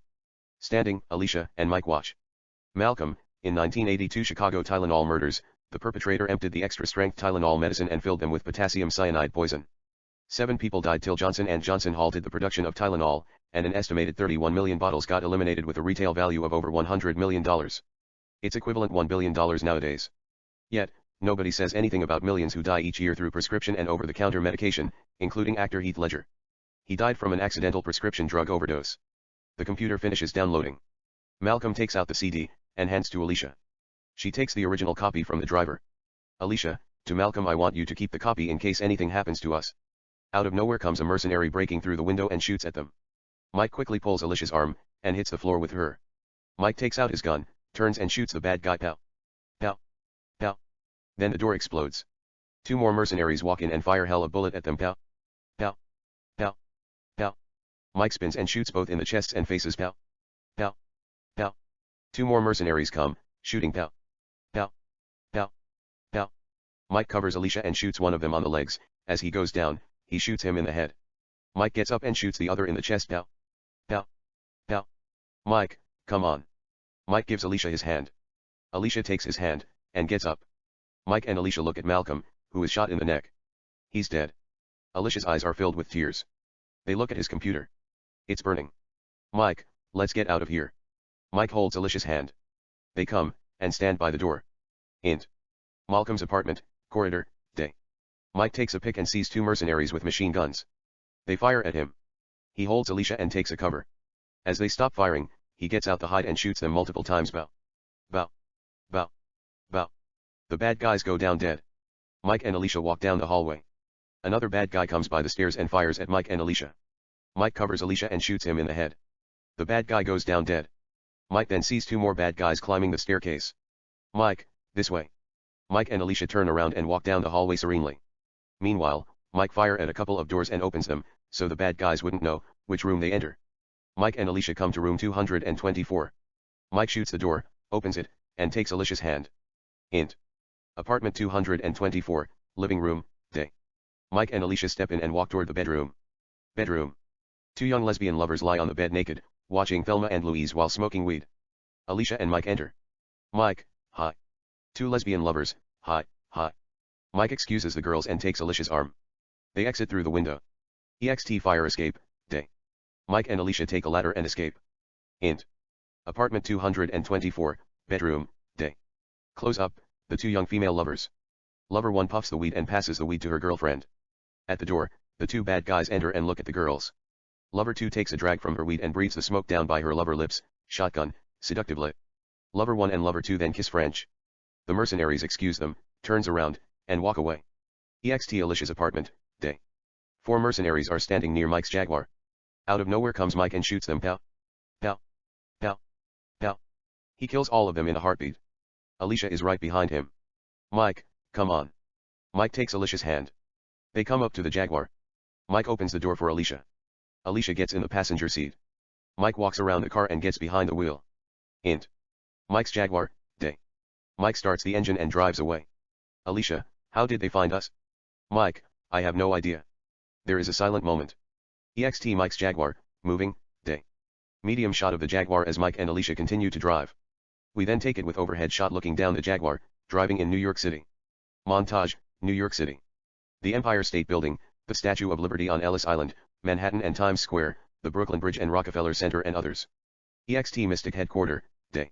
An established shot of Mystic Headquarter. Edward stands outside waiting for his ride. A limo comes driving and pulls next to Edward. The driver exits from the limo, comes around the automobile, and opens the rear door. Edward gets in the limo. The limo driver closes the door, gets behind the wheel, and drives away. Int. Limo, moving, day. Richard and Edward sit in the back. Richard, every morning I wake up and ask a simple question: how many people live in this planet? The fact is over 7 billion people live in this unpredictable world. I ask myself another question: how I can get their attention. And if I make $1 or $2 from each individual at the end of the day, I'll be content. But things are changing faster than the speed of my ambition with that girl and the man, whom she is with, running wild like street cats on hot tin roofs. Meanwhile, the board seems to know too much. They must be terminated. They must go. Edward, Peter got everything under control. He'll take care all of them before midnight. There is a pause. Richard, who's he, the man she is with? Edward, he is a Navy SEAL. There is a silent moment. Richard then. Richard, does he have a family? Edward, he has a daughter. His father was an Air Force colonel. He turned into art collector after he got discharged for suspicion of selling guns to Chechen rebels. Int. Mike's father house, evening. An attractive 16-year-old girl Amanda comes up to the door and opens it, revealing Mike and Alicia. Amanda, Mike. Amanda and Mike hug and kiss on the cheek. Mike, hi. Amanda and Mike kiss on the cheeks. Amanda, how are you? Mike, I am fine. Amanda then looks at Alicia as she walks in. Mike, this is Alicia. To Alicia, Amanda my sister. Alicia, hi. Amanda, hi. Amanda and Alicia shake hands and kiss on the cheeks. Alicia, nice to meet you. Amanda, nice to meet you. Amanda closes the door. They all head to the living room. Mike, what's up, sis? Amanda, nothing much. Mike, is Dad home? Amanda, he's watching soccer. Mike walks to the main living room holding Alicia's hand. Main living room. Mike's father Frank Lloyd, 50, sit in a coach, watching football. Mike and Alicia step in. Frank looks at them and turns his eyes back to the TV. Mike sits in a couch next to his father. Mike, who's playing? Frank, Barcelona versus AC Milan. Mike, what's the score? Frank, 1-0 Barcelona. Mike gives his hand to Alicia, winks at her. She takes his hand, and sits on the edge of the couch. Frank, who's that? Mike, Alicia. Frank, how much did you bribe God? Alicia smiles softly. Mike, looks at her my heart and soul. Alicia smiles in beauty. There is a pause. Frank then gets up, walks up to the bar, grabs a wine, opens it, and pours the wine into 2 separate wine glasses. Mike and Alicia look at each other and exchange soft smiles. Frank returns with the drinks.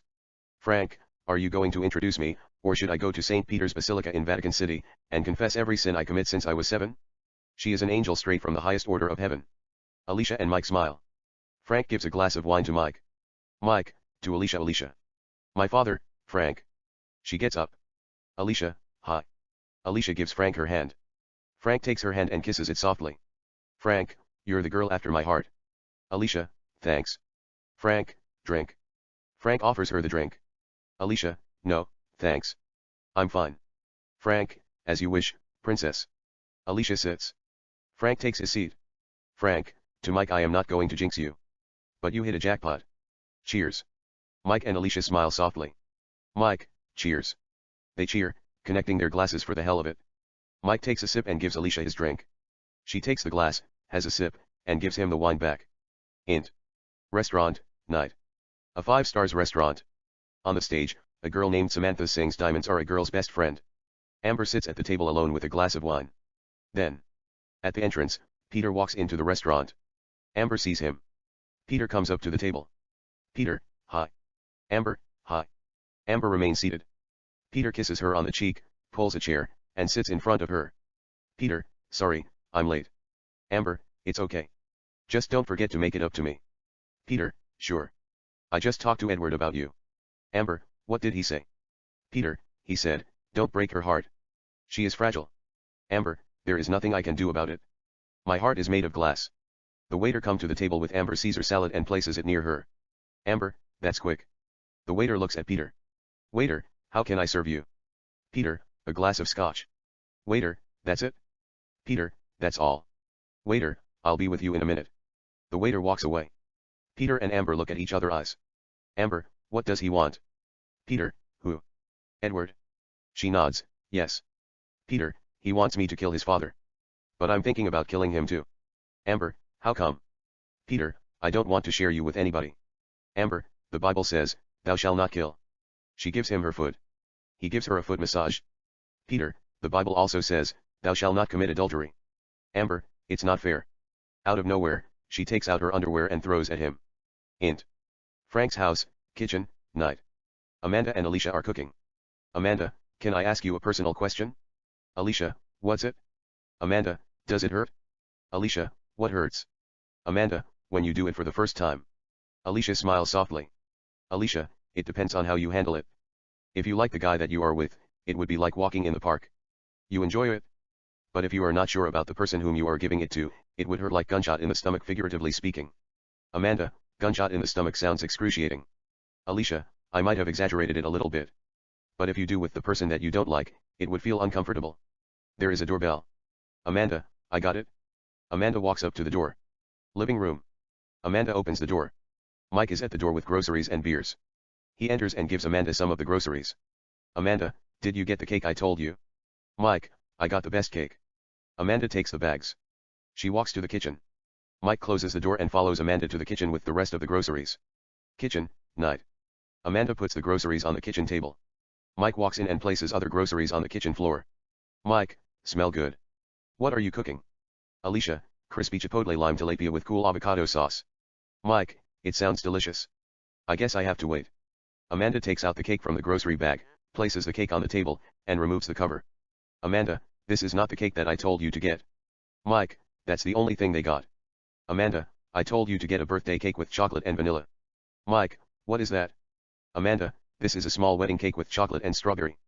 Mike, I am sorry, sis. It must have slipped from my mind. Amanda, it's okay. Just pay attention next time. Mike smiles softly. Mike, I will just do that. But I thought it looked delicious. I wanted to get her the finest cake they had. Amanda, all that glitters is not gold. Mike, who said that? Amanda, William Shakespeare. Mike, I can't argue with him.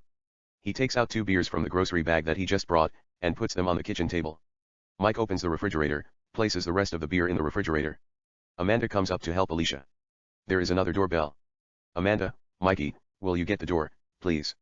Mike, sure. Mike walks up to the door. Living room. Mike opens the door, revealing an attractive woman, Raquel, 29, and his 5-year-old daughter Julie. Julie, Daddy. Mike hugs her, picks her up, and kisses her on the cheek. Mike, happy birthday. Raquel, to Mike, hi. Mike, hi. Raquel enters. Raquel and Mike kiss on the cheeks. Mike closes the door. Mike, carrying Julie, walks toward the kitchen trailing Raquel. Kitchen, night. Amanda looks at the newcomers. Amanda, to Raquel, hi. Raquel, hi. Amanda and Raquel kiss on the cheeks. Raquel looks at Alicia as Mike puts Julie on the floor. Julie walk up to Amanda. Amanda, what's up, birthday girl? Julie, hi, and Amanda. Amanda hugs Julie and kisses her on the cheek. Raquel looks at Alicia. Raquel, I am Raquel. Raquel gives Alicia her hand to shake. Alicia takes her hand. Alicia, Alicia. Raquel and Alicia shake hands. Alicia, nice to meet you. Raquel, nice to meet you too. Alicia approaches Julie. Alicia, I'm Alicia. What is your name? Julie, Juliet. But everybody calls me Julie. Alicia, Julie is a beautiful name. Kisses her on the cheek. It's good to meet you finally. Mike told me a lot of amazing things about you. Julie, what did he say? Alicia, he said you are an excellent painter. You draw his picture. Julie, what else did he say? Alicia, he said you are the most beautiful girl in the universe. Julie, are you his new wife? They all smile. Alicia, not yet. But I'll talk to him about it. Alicia kisses her on the cheek again. Mike, come on. Give your grandfather a kiss. Picks her up, humorously to the girls. I'll bring her back. Mike walks to the living room, carrying Julie. Living room. Frank continues to watch Champions League. Barcelona vs AC Milan. Julie, Grandpapa. Frank, Princess. Mike puts her down. Frank gets up. Julie runs to him. Frank picks her up, and kisses her on the cheek. Frank, happy birthday. Frank puts Julie on the floor and sits. Julie, what are you watching? Frank, football. Barcelona vs AC Milan. Do you still play football? Julie, no. Mammy said it's not good for my feet. When I grow up, the boys will not like me if I have bad feet. Frank, don't listen to her. What does she know about boys? The world will go crazy for you. I played football when I married your grandmother and scored 2 goals in a final for her 18th birthday. How old are you? 4. Julie, I just turned to 5 this morning. Frank, you just turned to 5. That is wonderful. By the time you are 18, you'll be the best football player in the world. Better than me a ham. Julie, I want to play with Billy. He said he would not care if I had bad feet or not. He's going to marry me when we get older. Frank, who is Billy? Mike picks Julie up and places her on his lap. Mike, her mother wanted her to learn acting. He's the kid in her acting class. She probably got the idea of marriage from there. Frank, what is she doing with acting? She should be a doctor. Maybe a lawyer, and became the first female president of America. Mike, she's just turns 5. She will figure it out what she wants to do with her life. Mike kisses her on the cheek. They all watch the game a little bit as Messi dribbles 3-player and shoots the ball at the goal. But the goalkeeper makes an incredible save. Mike, I was going to give her number 11 Barcelona jersey signed by Neymar for her birthday. Now, I have to wait a year and give her Paris Saint-Germain number 10. Frank, I still can't believe Neymar left Barcelona. Money has nothing to do with it.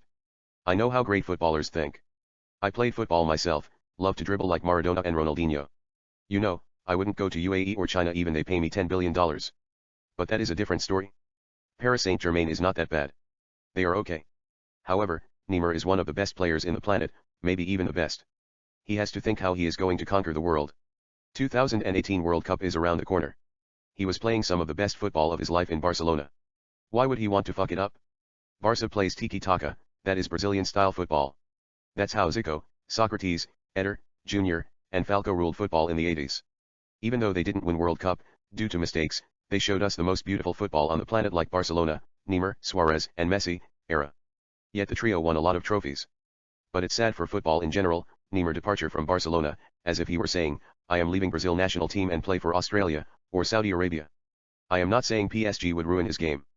But he might have to run a lot, fight for the ball, and play European-style football, it will throw him off. But still he is only 25 years old. He cannot figure out everything by himself. Mike, he just wanted to try something new, looking for a challenge. Frank, maybe. But come on, Neymar, Suarez, and Messi. I swear I was saying, who is going to stop them? Those 3 amigos would have ruled the world. First, Barcelona wasn't Messi's team. It was Neymar's team. They were building the team around him. Messi was playing midfield. He would have passed the ball to Neymar till he set the net on fire. He missed a great opportunity. It is one in a lifetime. No money can buy that. Maybe, we might never see it happening again for a while unless miracle occurs. No doubt Neymar is looking for a challenge at PSG. You know, he should try it for 5 months. If he doesn't like it in PSG, he should tell Paris Saint-Germain FC management I don't want to play for PSG anymore. I made mistake. Trade me back to Barcelona, or I would just quit. They have no choice but to loan him back to Barcelona.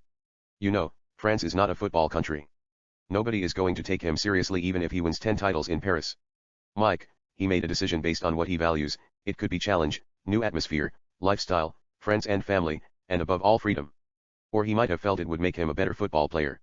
We should respect his decision even though some of us feel it is ill-advised. Frank, you don't fucking believe in that, do you? I mean it doesn't matter. To be honest, what saddened me is I know Neymar and Messi would have changed the game of football forever. Messi is not getting younger. Nonetheless, not only is he one of the best player in the world, but he is also one of the greatest passers in the history of the game. He is unstoppable.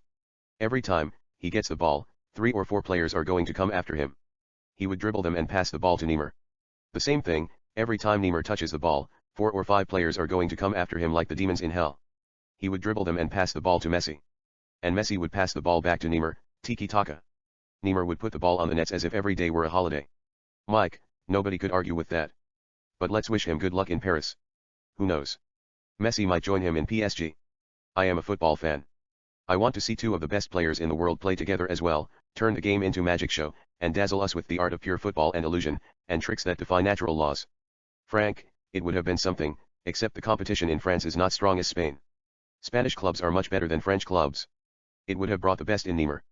His departure from Barcelona might go down the biggest mistake and the worst decision in the history of football. Mike, French team are not that bad. They are pretty good. Frank, would you rather watch Barcelona versus Real Madrid, El Clasico? Or PSG versus Olympique Marseille? It's not even close. FIFA should have blocked the deal. Or Barcelona should have bribed him under the table millions of dollars and kept him in Spain at all costs.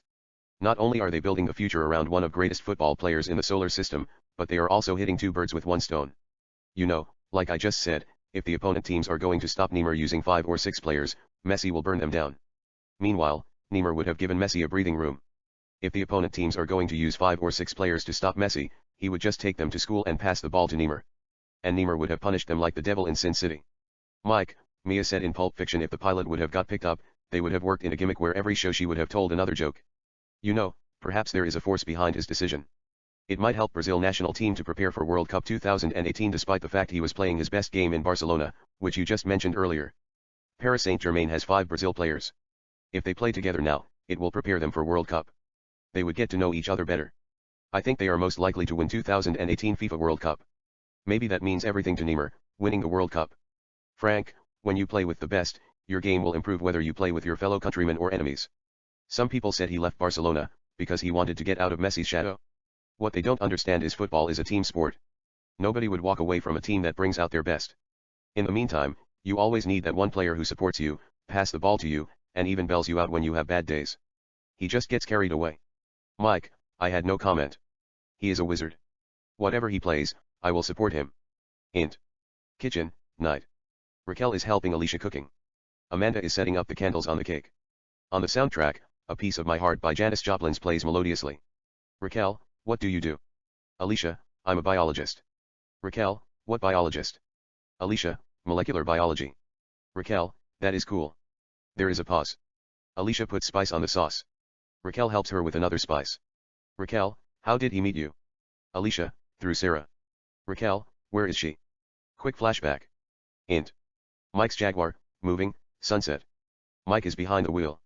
Alicia sits in the passenger seat. They are driving in the city of New York. There is a silent moment. He then. Mike, can you do me a favor? Alicia, what's it? Mike, don't tell them anything. I don't want this to ruin my daughter's birthday. I'll talk to my father about it before we leave. Alicia, sure. Int. Mike father's house, kitchen, night. Back to, Alicia, Raquel, and Amanda. On the kitchen table, Amanda opens a gift and takes out 2 Rolling Stones Aftermath CD as we continue to hear Janis Joplin's A Piece of My Heart on the soundtrack. Amanda, the Rolling Stones. Raquel, Johnny Depp gave me, signed by Mick Jagger. They are gifts for your father.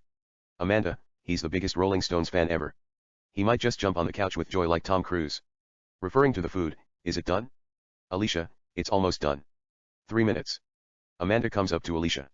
Amanda, to Alicia you can go back to the living room. Starting now, you're my guest. I'll take over. Alicia, it's okay, Amanda. I want to help. Grabs the plates from the kitchen table. I'll take these to the living room. Alicia walks to the living room carrying the plates.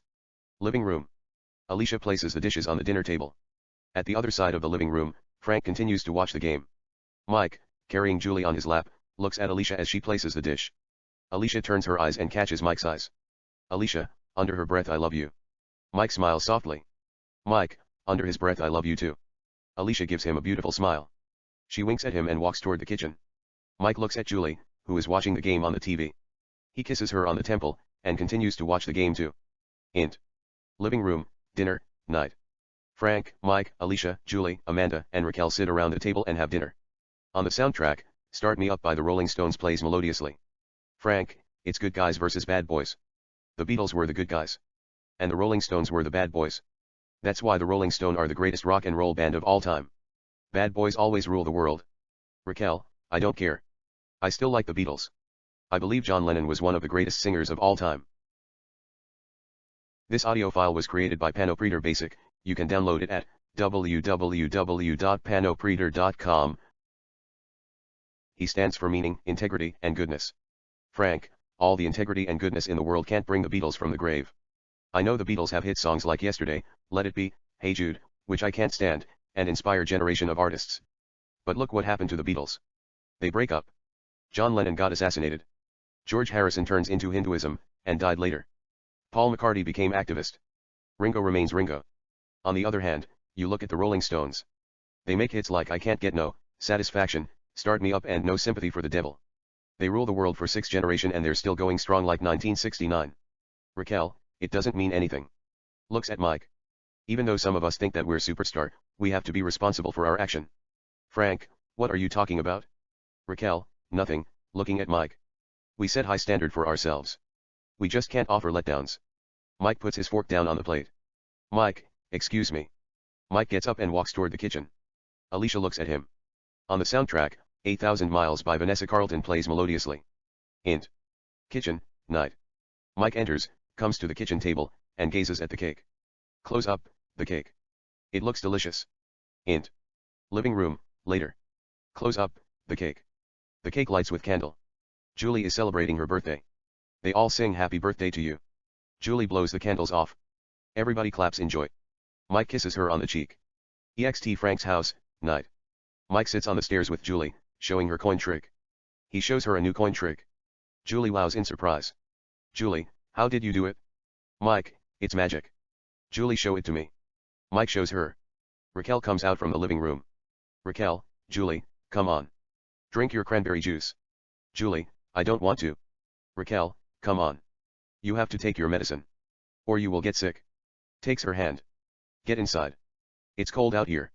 Julie, Daddy, I don't want to go inside. I want to sit with you. Mike, go ahead. I'll be with you in a minute. Mike kisses her.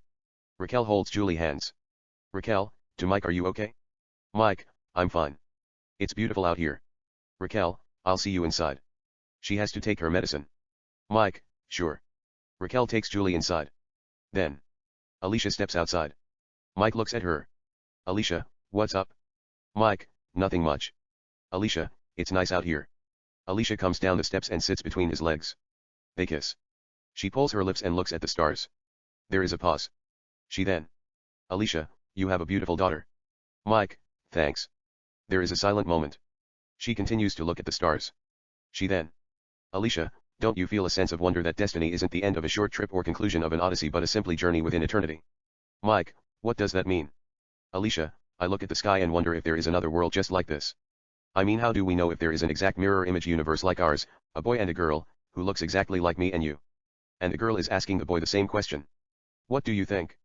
Mike, it's possible. Humorously, if things go to according the plan. Alicia smiles in beauty. She gets closer to his lips. Alicia, softly, but things don't always go to according to the plan, do they? Mike, sometimes. You just have to open your heart and allow love to make a difference in your life. She smiles in beauty. They kiss intimately. Int. Frank's house, office, night. Mike and Frank talk. Frank, why are they trying to kill her? Mike, she's a scientist. Just discovered that mystic cause cancer. Frank, is that right? Mike, some kind of chemical they use to make the drug causes a genetic mutation. They want her dead before the truth gets out. Frank, that's sad. Mike, do you still know people at the Air Force? I want you to help her. Frank, I don't know, son. I haven't talked to anyone since they accused me of selling guns. But if it's a matter of life and death, I can make a call in the morning and find out what they can do to help her. Till then, come on. Mike and Frank walk toward the wall where a portrait of a beautiful woman is at. Frank removes the curtain, revealing a secret door. Frank punches the code, and presses a button on the wall. The wall opens, revealing a secret room where Frank keeps guns. Mike seems surprised. Secret gun room. Frank and Mike walk in. We see all kind of automatic guns. Frank grabs 2 Desert Eagles. Frank, don't say anything. Take these 2 Desert Eagles and stay out of trouble. Mike takes the guns and looks at them. On the soundtrack, Chris Brown's Forever plays melodiously. Ext Jaguar, moving, night. Mike is behind the wheel. Alicia sits in the passenger seat. They are drive in the aesthetic part of New York City. Int. Jaguar, moving, night. Mike and Alicia continue to drive. They are talking, but we don't hear what they are saying due to the music on the soundtrack. Ext motel, night. Mike and Alicia pull in front of a motel, gets out of the car, walks toward the office. Int. Motel, office, night. Behind a counter, a clerk named Derek Lawson is watching TV The Matrix. Mike and Alicia step into the office. Derek looks at them. Ext motel, night. Mike and Alicia walk by the swimming pool, comes to room 102. We see a neighbor from room 106 complaining to his next door neighbor, a rock star, room 108. He is telling him to keep the noise down. On the soundtrack, Chris Brown's Forever plays softly. Complaining neighbor, to a rock star, who is standing at the door, keep the noise down. Or I'll call the police. Rockstar 1, this is free fucking country. Leave the fuck us alone. Go fucking call SWAT. The rockstar slams the door at his face. They continue to play loud music off screen. The neighbor knocks the door harder. Alicia looks away. Mike inserts the card and opens the door. Int. Motel, room 102, night. We see one queen bed. Mike and Alicia enter. Mike closes the door. Alicia, those guys are crazy. They should keep down the music. Mike, they think they are rock stars. Alicia looks at him and smiles in beauty. She throws her arms around his neck. They kiss. On the soundtrack, Chris Brown's Forever comes playing with full volume. Mike and Alicia fall on the bed and continue to kiss. Close up, Alicia and Mike. They kiss more intimately. Then we hear loud music from room 108. Alicia and Mike ignore it and continue to kiss more passionately. They then hear the man knocking the door like hell while complaining. Mike parts his lips. Mike, give me 1 minute. Int. Motel, room 108, night. We see 2 queen bed mattress on the floor and a lot of candles. 3 rock stars play music, I Love Rock and Roll by Joan Jett and the Blackhearts, sitting gypsy style. 1 rock star is playing a dram. The other 2 rock stars are playing guitars while singing I Love Rock and Roll. There is a knock on the door. They stop the music. Rock stars 1 puts his guitar aside, gets up, comes up to the door, and opens it, revealing Mike. Rock star 1, what the fuck do you want? Mike, I just want to talk to you outside for a few seconds. Mike shows him the Rolling Stones Aftermath album. Rockstar 1, what's it? Rockstar steps outside and closes the door behind us with the other 2 rock stars. The 2 rock stars look at each other. Rockstar 2 gives him a nod, hit it. Rockstar 3 plays his dram. Rockstar 2 plays his guitar. They are kind of trying to be innovative, original music. They actually sound harmonious. Then, Rockstar 1 opens the door and gets back to the room. Rockstar 1, guys stop that shit. We're switching room. Rockstar 2, what? Rockstar 1, we're opening for Rolling Stone in 3 weeks. The dude knows Johnny Depp, Keith Richard, and the motherfucker smoke joint with Mick Jagger. Rockstar 3, how do you know he is just another motherfucker, who says who he is but he's not? Rockstar 1, he showed me his ID.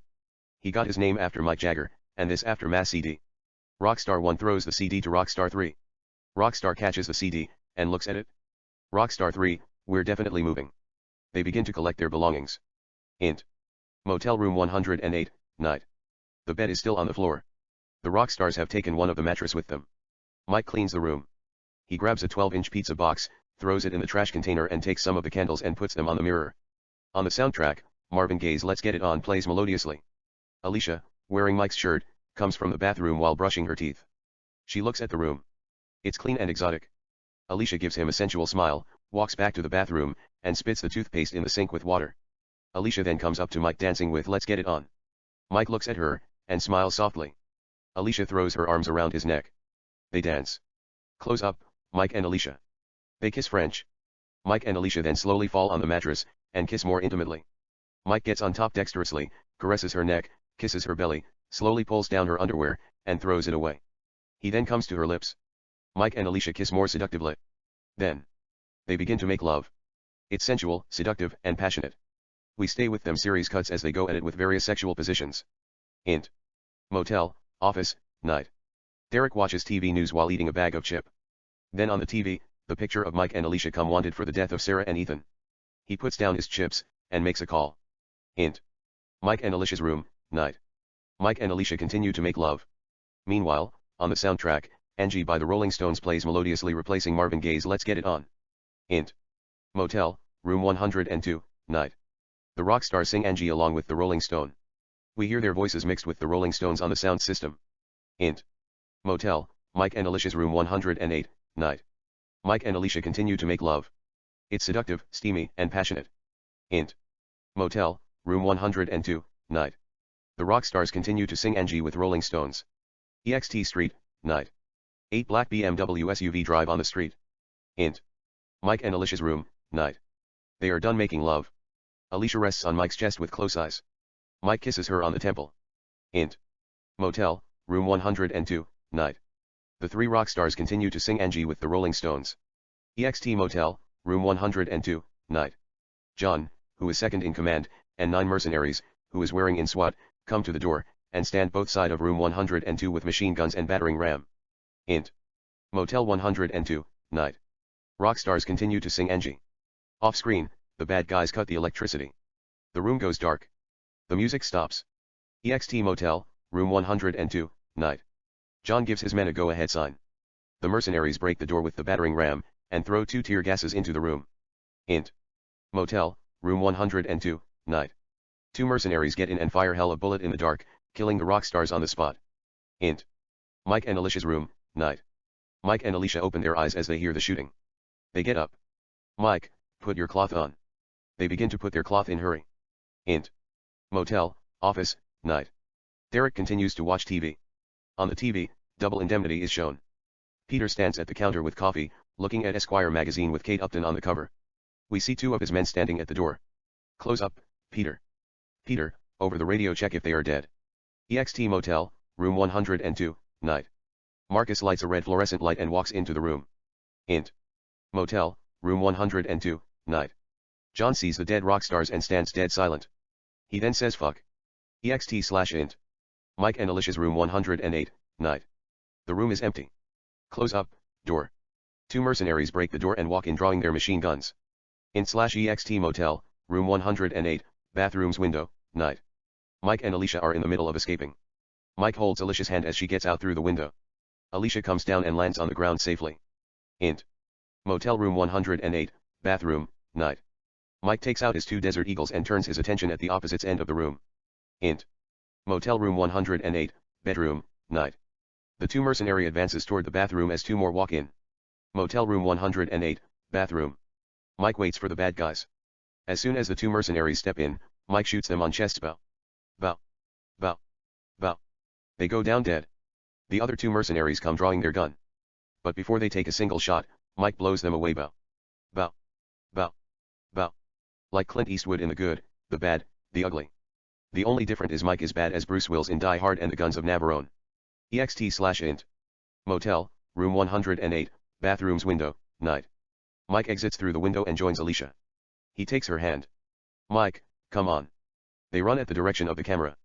Int. Motel, Mike and Alicia's room, night. A mercenary walk in and comes to the bathroom. Bathroom, night.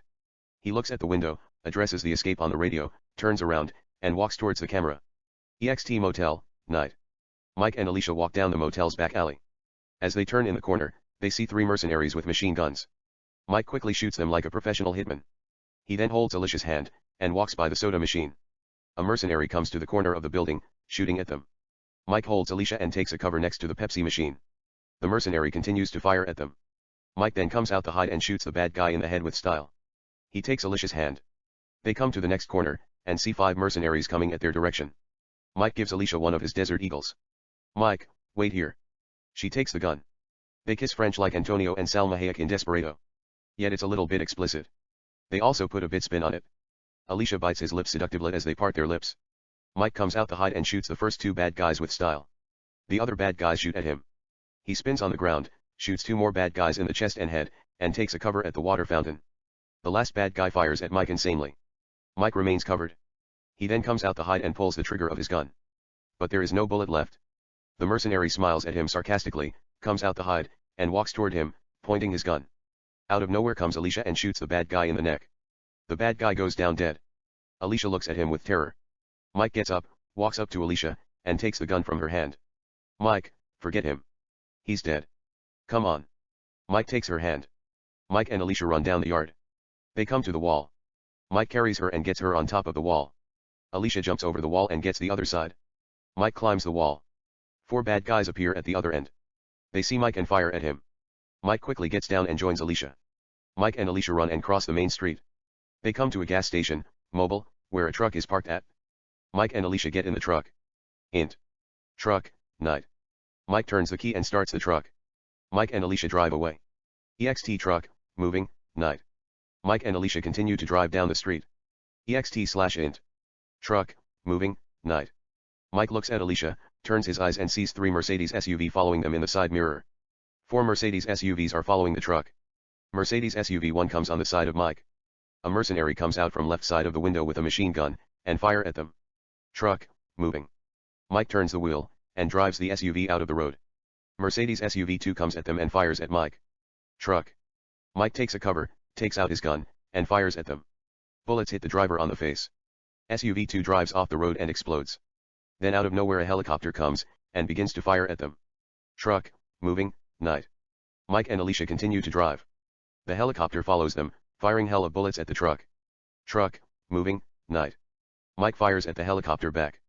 The other two Mercedes SUVs continue to follow him. Truck, moving, night. Mike looks at Mercedes SUV 2 on the mirror. A bad guy come out of the roof with launcher, and gets set to fire at them. Mike quickly presses the brake pedal. Mercedes SUV2 runs into the truck, fires the launcher into the skies. Sport Utility Vehicle 4 runs it into SUV2. Meanwhile, the launcher moves in the air and hits the helicopter. The helicopter explodes in the air and falls in front of Mike and Alicia's truck. EXT/int. Truck, night. Alicia screams. Mike tries to start the truck. Mike, come on. The truck is not starting. Mike, fuck.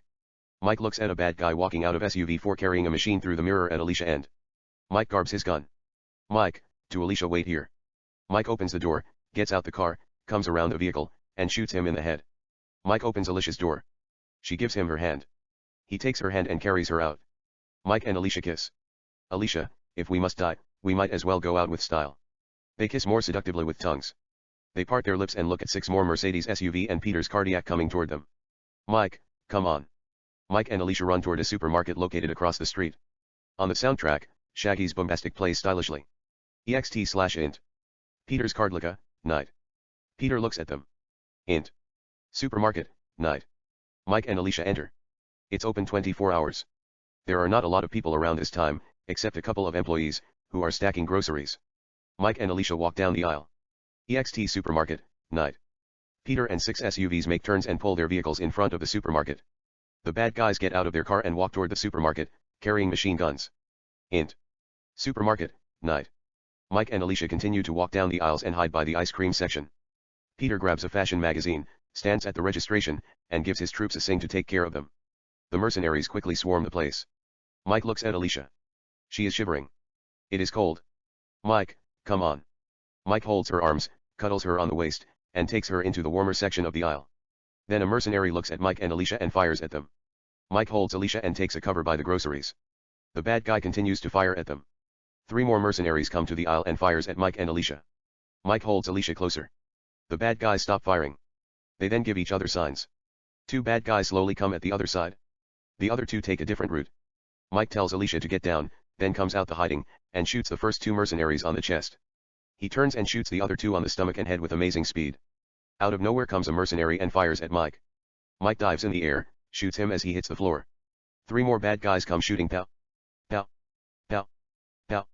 Mike takes a cover by the aisle, comes out the hide and shoots 3 of them pow. Pow. Pow. Pow. They go down dead. He gets up, comes to Alicia, and takes her hand. Mike and Alicia come to the other side of the store where a new 2012 red Chevrolet Corvette convertible is at. The car is there for display. Convertible Corvette. Mike opens the door, gets behind the wheel, hotwires the car, and starts the engine. Mike, come on, get in. Alicia comes in by the driver's seat, passes Mike, and sits in the passenger seat. Mike closes the door. Mike, put on your seatbelt.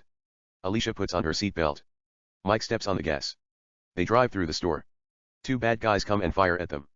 Mike hits them with the car, turns the wheel, and drives through the window. EXT Supermarket, night. Corvette, moving. Mike and Alicia break the glass and pass through the window. The car flies in the air and comes down on the ground. Mike and Alicia move, get on the street, and drive away. EXT/int. Corvette, street, night. Mike and Alicia continue to drive. The speedometer shows 140 miles per hour. EXT Supermarket, Peter's car, night. Peter stands next to his car talking on his cell phone. He listens to the other end. He then. Peter, sure. Peter opens the door, gets in his car, starts the engine, and drives away. Int. Peyton Raleig's house, living room, night. One of the minority owners, Peyton Raleigh, comes up to coffee table, sits on the sofa, grabs a remote control, and presses a button to turn on the TV. EXT Peyton Raleig's house, night. The house explodes like hell. Int. Theater, lobby, night. A security guard, Jerry Cooper, 32, sits at the desk, working on his laptop. Alicia and Mike walk in. Jerry looks at them, and gets up from his chair. Jerry, what's up? Mike, what's up? Jerry comes around. Mike and Jerry shake hands and hug with style. Jerry looks at Alicia. Mike, off Jerry's look. Alicia. This is Jerry. Alicia, hi. Alicia gives him her hand to shake. Jerry, hi. Jerry takes her hand. Alicia and Jerry shake hands. Mike, to Alicia, we went to high school together. Jerry, I thought you moved to Hollywood and became a star. Mike smiles softly. Mike, humorously, I'm working on it. Jerry, what brings you here? Mike, we need a place to rest. We run into trouble. Jerry, what trouble? Mike, it's a long story. I'll tell you in the morning. Jerry, no problem. Come on. Jerry walks them down the lobby. Mike and Alicia follows him. They stop at the door of the main theater. Jerry inserts the key, opens the door. Int. Theater, stage room, night. Jerry, Mike, and Alicia step in, walk down the stage. Jerry, you can take the main stage. There is a living room behind the curtain. Let me get back to the desk before some fool walks in and steals my laptop. Mike, thanks. Jerry, think nothing of it. I'll see you in the morning. Mike and Jerry shake hands with style. Jerry, good night. Alicia, good night. Jerry exits and closes the door behind Mike and Alicia. Mike and Alicia come up to the stage, open the curtain and find a big living room that has a bed. Alicia, it looks like a house. Alicia walks around looking at it. She then comes up to Mike, throws her arms around his neck. Alicia, softly down by his lips, I can spend the rest of my life here with you if they let us stay till kiss do us apart. They kiss French. Close up, Alicia and Mike. They kiss more intimately. She parts her lips. Alicia, I'm so thirsty. They kiss more seductively. Alicia, do they have water? Mike, I don't know. They got refrigerator. Check what they got. Alicia walks up to the refrigerator as Mike lies down on the king-side bed that has a red translucent curtain. On the soundtrack, Can't Help Falling in Love by UB40 plays melodiously. Alicia opens the refrigerator, finds a bottle of champagne and a ball of strawberries. She grabs the strawberries and the champagne, and places them on the table. Alicia takes 2 champagne glasses and grabs the strawberries and the champagne, walks to the bed. Alicia opens the curtain and joins Mike, who is lying with closed eyes, dead tired. Alicia places the drink and the strawberries behind the bed and gives him a soft kiss on the lips. Mike smiles softly and opens his eyes. Alicia comes next to him and rests on his chest. Alicia looks at his eyes. She plants soft kiss on his lips, immediately followed by one soft kiss after another. They cuddle and kiss more passionately. Mike then gets her on the bottom, kisses her sweetly, parts his lips, and leans next to her, gazing at her eyes, admiring her beauty. Mike, do you have any idea how beautiful you're? Mike gives her soft kiss on the lips. She then. Alicia, you didn't say anything about your mother. Where is she? Mike, she is in Brazil. Alicia, what does she do? Mike, business. Claudette, what kind of business? Mike, chocolate. She exports chocolate to America and other countries. Claudette, it's odd. I love chocolate more than anything else. It is my weakness. Mike smiles softly. There is a pause. Mike continues to gaze at her eyes softly. He then.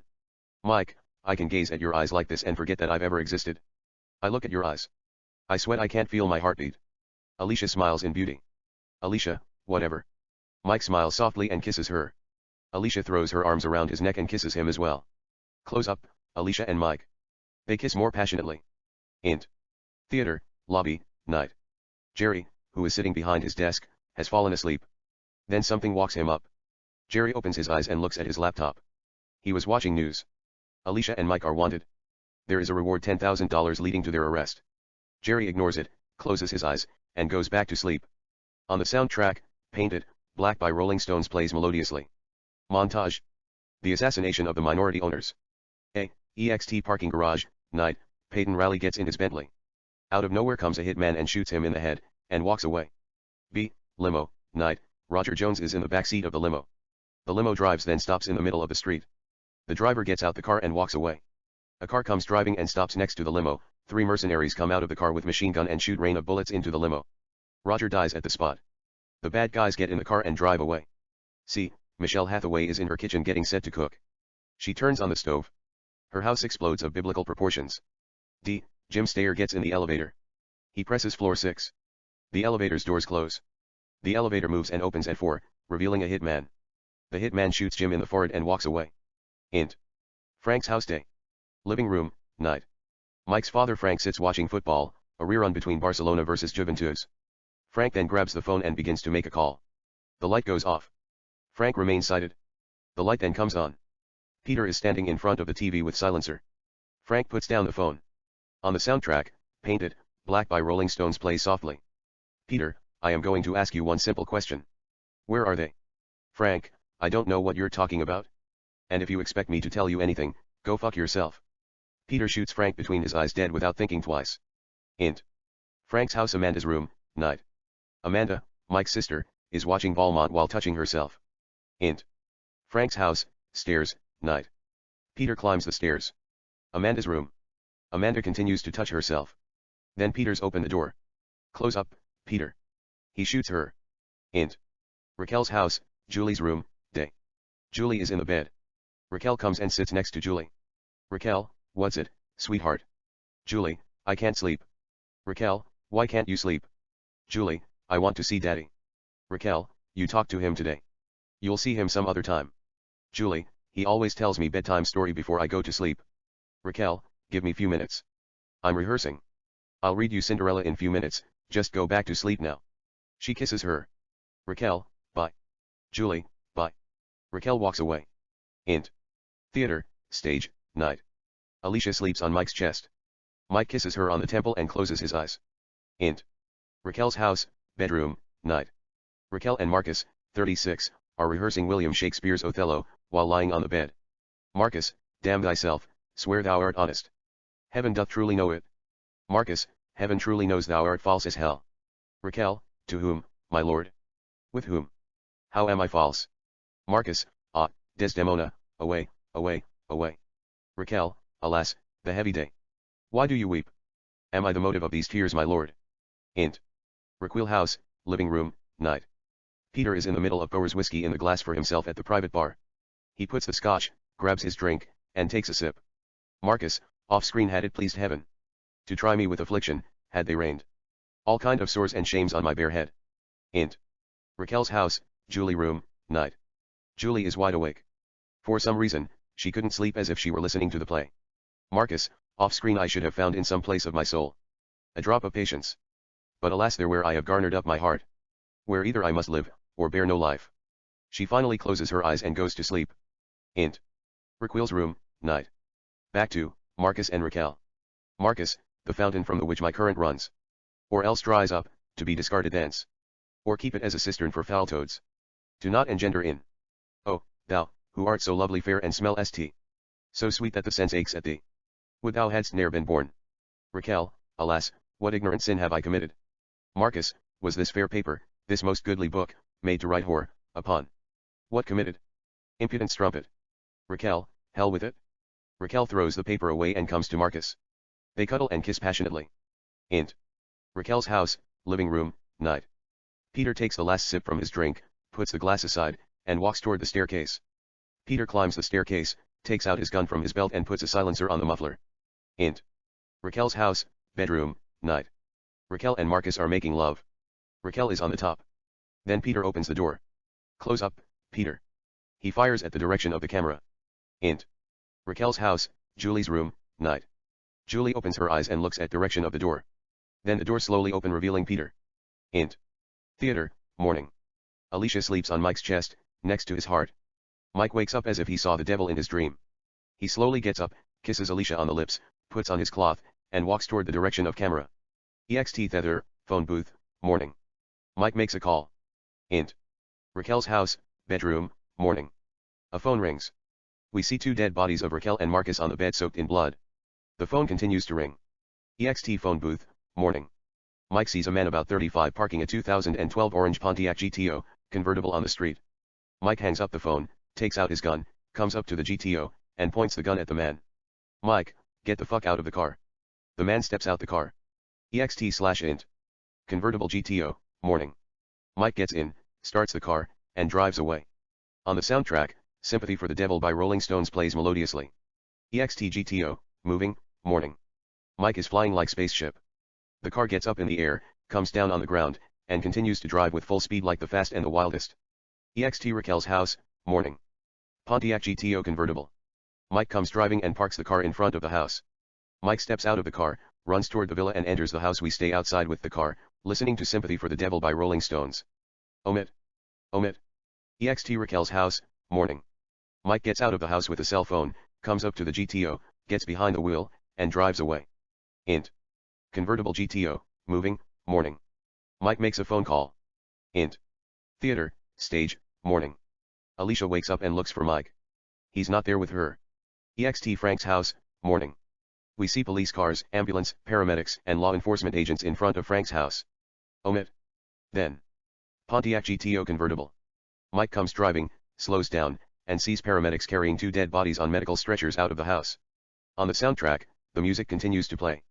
They put them in the ambulance. Int. GTO convertible, moving, morning. Mike hears the cell phone ringing. He answers the phone. On the soundtrack, the music stops. Int. Mystic building, Richard's office, day. Edward sits at the desk at his father's luxurious office, talking on the phone. Edward, if you want your daughter back alive, just tell us where the girl is. Or you will find your daughter in the bottom of East River mutilated. I'll give you half an hour to make up your mind. Edward hangs up the phone. EXT/int. Convertible GTO, moving, morning. Mike hangs up the phone, steps on the gas, and drives faster. Int. Theater, lobby, morning. Jerry sits behind a desk, reading a magazine. Alicia opens the theater door, and walks up to Jerry. Jerry looks at her, puts the magazine on the counter and gets up. Alicia, good morning. Jerry, good morning. Alicia, did you see Mike? Jerry, he stepped outside half an hour ago. He hasn't returned yet. Alicia, did he tell you where he was going? Jerry, no, he didn't say anything. Alicia looks at the watch on the wall. It's 7:30 a.m. in the morning. She turns around, looks through the glass doors. There is a Barnes & Noble's bookstore across the street. Alicia, tell him I'll be at Barnes & Noble across the street, waiting. And if he doesn't show up till 8:30 a.m., I'll meet him 7 p.m. at the restaurant where we had dinner the other day. He knows where it is. Jerry, okay. I will tell him. Alicia, thanks. Jerry, you very welcome. She smiles in beauty. Alicia, see you. Jerry, bye. On the soundtrack, If It Isn't Love by New Edition plays melodiously. Alicia exits the theater. Jerry looks at her deviously. EXT Theater, morning. Alicia crosses the street and comes to the Barnes Noble. Int. Barnes & Noble, morning. Alicia enters and walks towards the camera. Int. Theater, morning. Jerry grabs the phone and makes a call. Int. Peter's car, moving, morning. Peter answers the phone. He listens for about 5 seconds and hangs up the phone. EXT Peter's car, moving, morning. Peter makes a crazy U-turns in the middle of the traffic, and drive towards the direction of the camera. Int. Barnes & Noble, morning. Alicia walks down the aisle, stops at the literature section, and grabs a poetry book. EXT Theater, morning. Gia. Mike comes driving, and parks the car next to the theater. He gets out of the car, and walks up to the theater. Int. Bookstore Cafe, day. Alicia sits at a table with coffee, reading the book. Then out of nowhere comes Mike with a rose and kisses her on the shoulder. Mike, hi. Alicia, under her breath Mike. Alicia gets up and throws her arms around his neck. They kiss. Mike gives her the rose. She takes it. Alicia, where did you go? Mike, I went to see my daughter. Mike sits at the table, and places Alicia on his lap. They kiss. Alicia, is she okay? Mike, she's fine.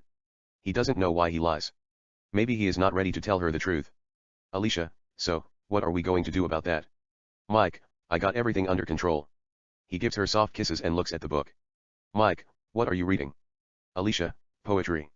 Mike turns the book, flips a couple of pages, and reads She Walks in Beauty by Lord Byron.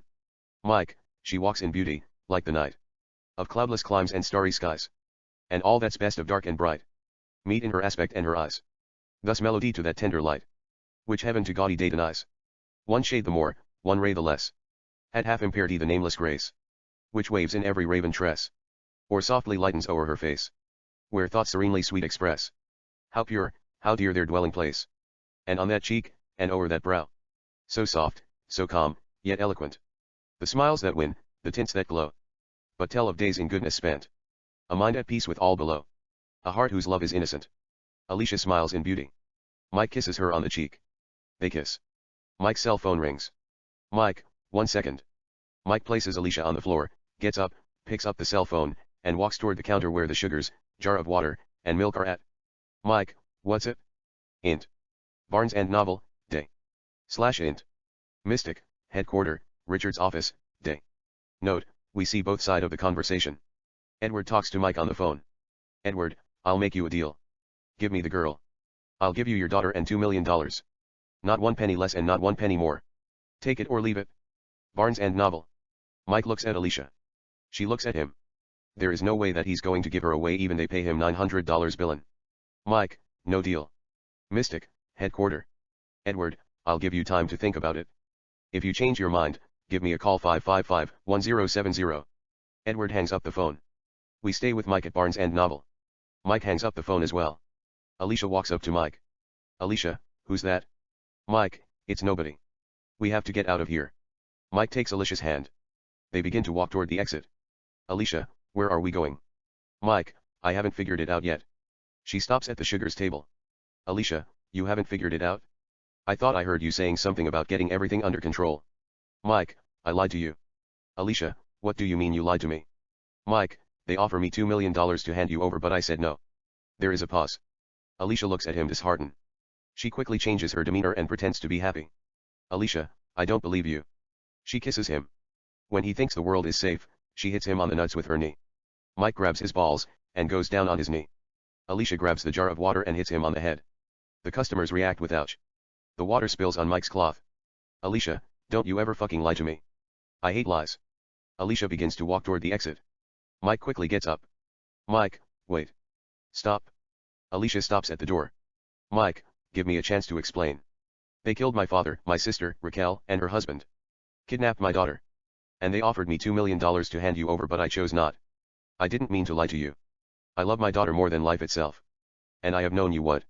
2 days, about 10 hours, but I fell in love with you the second I saw you. Not only will I die for you in a blink of an eye but I will also kill whoever has the faintest idea to harm you. Alicia's eyes are filled with tear. Meanwhile, Peter and 5 mercenaries walk into the bookstore, carrying machine guns. Mike looks at them. Alicia sees them as she turns. But it's too late. The first mercenary quickly grabs her, and drugs her with handkerchief. She falls unconscious. Peter fires at Mike naturally. Mike dives by the sugar table and takes a cover. The other 2 bad guys fire at him pow, pow, pow, pow.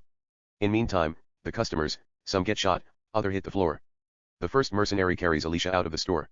EXT Barnes and Noble, day. Out of nowhere come a black SUV driving and pull next to the bookstore. Mercenary 1 begins to put Alicia in the car. Int. Barnes and Noble, day. Mike looks at the bad guys and Alicia through the window as they place her in the car. They then drive away. Mike is pissed off. He turns, gets on his chest, and takes out his gun, spins on the floor, and fires at their legs, hitting a mercenary on the knee. The mercenary falls on the floor. Mike shoots him in the head. Mike gets up, fires at the bad guys and hits another mercenary in the chest. Mike shoots the bad guy in the neck, counterattack, fast and sexy.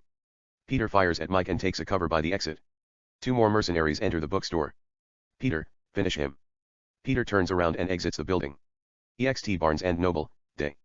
Another black SUV pulls next to the store. Peter walks toward the car. Int. Barnes and Noble, day. Store windows POV. Peter gets in the passenger seat. The car drives away. The 4 bad guys continue to fire at Mike. Mike exchanges fire with the bad guys. Mike looks at the window, and takes out another gun. Mike gets up, shoots one of the bad guys in the forehead, turns and shoots another bad guy in the chest. The remaining bad guys continue to fire at him. Mike jumps, gets on the counter, runs straight, spins in the air 360 and fires at them, killing 2 more bad guys. Simultaneously, he shoots the window and gets out of the bookstore through the window. It is one of the most spellbinding take in cinema history. EXT bookstore window, day. Replay, Mike breaks the window and hits the floor hard. He then gets up and runs to the street. A gold Ferrari comes and stops in front of him. Gold Ferrari. A young man about 24 is behind the wheel. Mike points his guns at him. Mike, get out of the car. The guy jumps out of his car. EXT/int. Ferrari day. Mike gets in, starts the car, and drives 150 miles per hour flying. EXT Ferrari, moving, day. Mike sees a black SUV. Is it the same vehicle that they take Alicia with? Mike speeds up. He then sees 4 more black SUVs.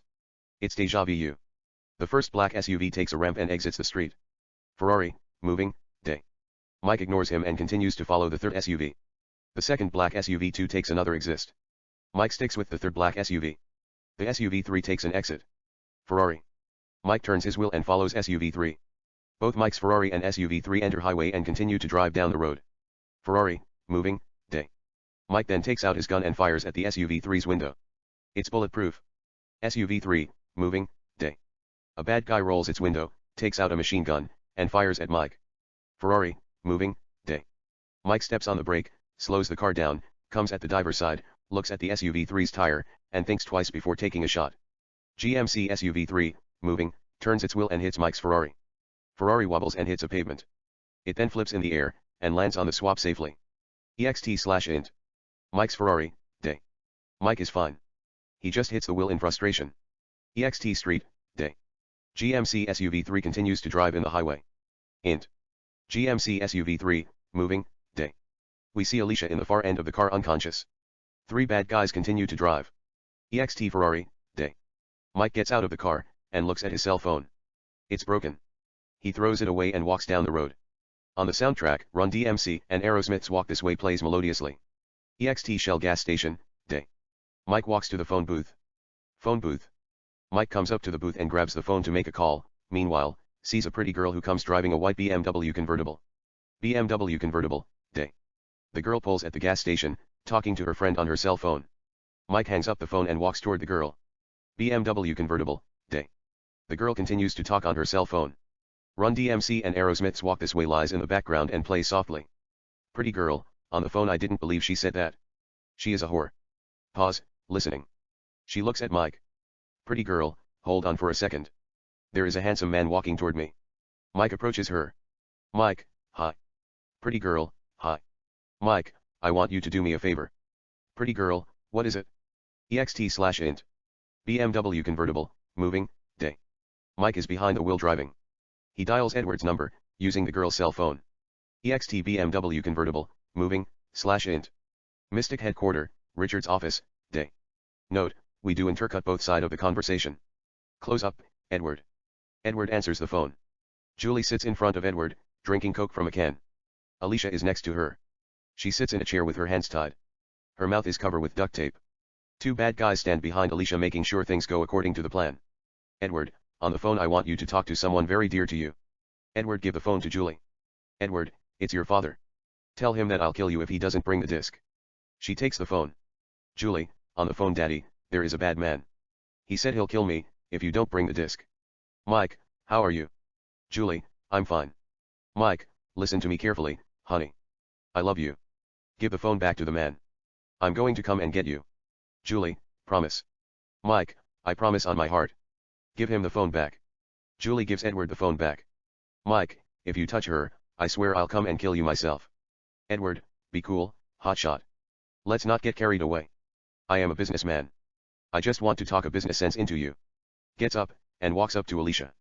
Your girlfriend said you had the disc. Give me the disc. I'll return your daughter. Plus, I will give you $3 million. We keep your girlfriend for a sentimental reason. We destroy the disc. It's the end of the story. Off Alicia's look, unless she has something to say to you before I bury a bullet into her skull.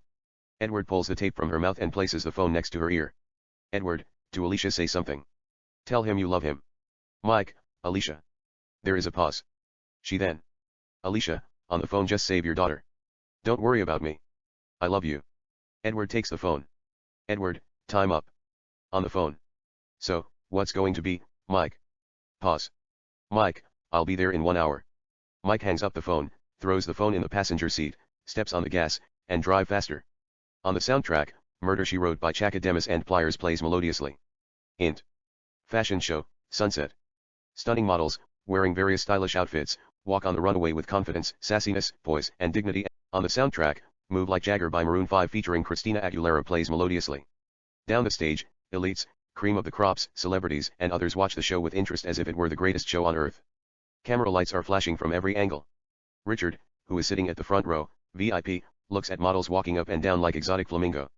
At the other side, standing behind a camera recorder, an unknown assassin focuses his target on Richard. Assassin camera guns POV. Richard is locked under target. Int. Mystic headquarter, lobby, evening. Mike walks in with 2 Desert Eagles and shoots the first 2 bodyguards near the door in the Heads Matrix style. On the soundtrack, Move Like Jagger by Maroon 5 featuring Christina Aguilera continues to play melodiously. Mike moves forward and shoots 3 more bad guys at the lobby. Mike turns and kills 6 more bad guys. Mike kills all of them at the spot with style, fast and sexy. He then gets inside the elevator. Int. Elevator, evening. Elevator's doors close. Mike presses a button. The elevator moves up. Int. Fashion show, evening. We are back to the fashion show. On the catwalk, the models continue to walk up and down with Move Like Jagger. Richard continues to watch the models. At the other side, the assassin remains the focus at Richard. Camera guns POV. Richard doesn't know what is going on. He continues to watch the models. The assassin pulls the trigger. A bullet comes flying and hits Richard in the chest. Richard goes down dead. The audience stand up screaming. They rush to help him. Int. Mystic building, floor 30, evening. We see 9 bad guys standing with machine guns at the elevator. On the soundtrack, Satisfaction by the Rolling Stones plays melodiously, replacing Move Like Jagger. The elevator's doors open. They all fire at the elevator but nobody is inside. They stop firing. Floor 30 stair. 4 bad guys stand guarding the area. Out of nowhere, Mike comes and shoots all of them. Floor 30. Mike walks in and shoots the first 2 bad guys, who were shooting at the elevator. The other 7 bad guys shoot at Mike. Mike dives and takes a cover at a pillar. They continue to fire at him. Mike then comes out the hide and shoots 5 more bad guys. Pow. Pow. Pow. Pow. They go down dead. The 2 bad guys, who are still alive, fire at him. Mike takes a cover, comes out the hide, and shoots them in the heads. Pow. Pow. Pow. Pow. Mike then turns, and walks toward the staircase, heading to Richard's main office. Mike comes up to the stairs. Yet before he takes a step, he sees Amber sitting in the middle of the stairs with cigarette. Amber, hi. Mike points his guns at her. She takes a drag and gets up, and breath the smoke at him. Amber, would you shoot a girl? Mike takes a step back. Out nowhere comes Peter and points his gun at the side of Mike's head. Peter, drop your gun. Mike drops his gun. Peter points the gun at Mike's forehead. Peter, you know they said your dick gets hard as a rock when you shoot a man point blank. It's true as hell. My dick is already hard. Peter then cocks his gun. Mike quickly holds Peter's hands. Peter fires a couple of wild shoots. Mike hits him on the nuts and slams his hands against a pillar. The gun falls out Peter's hand. Peter then punches Mike's face. He throws another punch. Mike blocks, and punches Peter on the nose a right hook. They go at it with well-scripted martial art fight. After they exchange couple of blows, Mike hit him with right hook. Peter goes down. Peter looks at the gun on the floor. Mike looks at another gun on the other side of the floor as well. It's kind of far. Peter grabs the guns and fires at Mike. Mike dives in the air, spins on the floor, grabs the gun, turns, and shoots Peter between his eyes dead. Mike then gets up, walks toward the stairs, and sees Amber, who is shot in the heart. It must be that wildfire by Peter. She is dead. Mike takes the stairs and comes up to Richard's main office. Int. Mystic Headquarter, Richard's office, evening. Edward sits on the edge of the table holding a glass of scotch and a remote control. There is a huge TV screen in front of Edward. Mike steps in. Edward, you're late. Mike points his gun at Edward. Mike, where are they? Edward, they're somewhere in this building. Edward turns on the TV, 4 separate screens, clockwise. Screen 1, we see Alicia on the roof at the edge of the building tied behind a chair with her mouth covered with a duct tape. In addition, there is a bomb underneath her chair. Screen 2, an established shot of the building. Screen 3, we see Julie at a glass office tied behind a chair with her mouth taped. Screen 4, another established shot of the building from different angle. Edward, give me the disc, or I'll press the blue button which designates a bomb in each floor randomly. They might live or die. It's up to fate. Or I'll just press this red button. They'll die without a dilemma. Puts his drink. Let me show you what I mean. Edward presses the blue button. On the TV. Floor 18 explodes. EXT Mystic Headquarter, evening. We see Mystic Floor 18 exploding. It is smoking like bad clouds. Int. Mystic, night. Mike looks at his daughter, and Alicia on the TV and takes out the disc from his chest pocket. Edward, hand it over. Mike throws the desk. Edward catches it. Mike, tell me where my daughter is. Edward, how do I know, this is the last copy you got. Mike says nothing. There is a pause. Edward, it doesn't matter.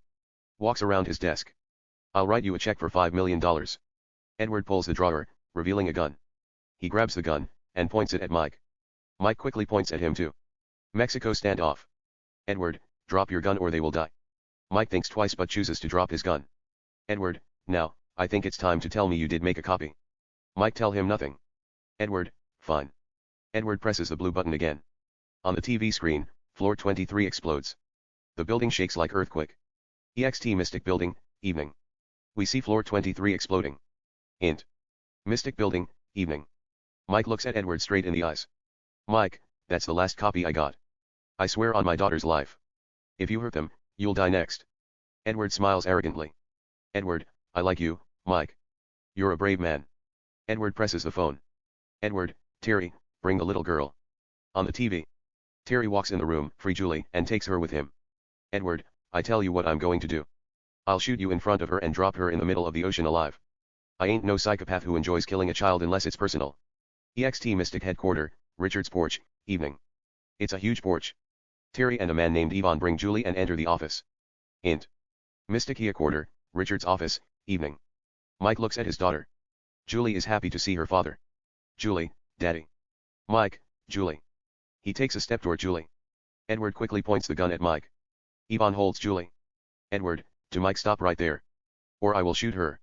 Yvonne holds Julie. Edward looks at Mike. Edward, tell me you didn't make another copy before I kill her. Mike chooses not to say anything. Edward, I'll start with your girlfriend on the roof. Edward then sees his helicopter on the TV screen. Edward, never mind. The helicopter is here. I was going to kill her anyway. When Edward is about to press the button, out of nowhere Mike takes out a knife and throws it at Edward. The knife flies straight and pierces Edward in the eye, and stays there. Edward drops the remote control and holds his face in agony. Terry and Yvonne fire at Mike like a bad target. Mike quickly hits the floor, takes out another gun from his back and shoots Yvonne, who was standing behind Julie, in the head. He falls down dead. Terry continues to fire at Mike. Julie stands and looks at them in confusion. Terry turns his eyes and looks at Julie. Mike sees him, gets up. Terry's gun jams for a second. Mike jumps in the air, grabs Julie, and hits the floor as Terry fires at them. Terry continues to fire at them. Mike holds Julie and takes a cover by a pillar. Meanwhile, Edward slowly pulls the knife out of his eye and grabs his gun. On the TV, Alicia remains on the edge of the building. Terry continues to fire at Mike and Julie. Mike covers his daughter, sees Alicia on the TV, turns his eyes, and looks at the remote control on the floor near Edward. Edward looks at the remote control as well. As Edward is about to pick up the remote control, Mike shoots at him, hitting the remote control. Edward takes a cover. The remote control gets activated by itself accidentally. On the TV, Building 14 explodes. EXT Mystic Building, evening. We see Building 14 exploding again. Int. Mystic Building, Richard's office, evening. Edward looks at the TV. The helicopter gets up in the air.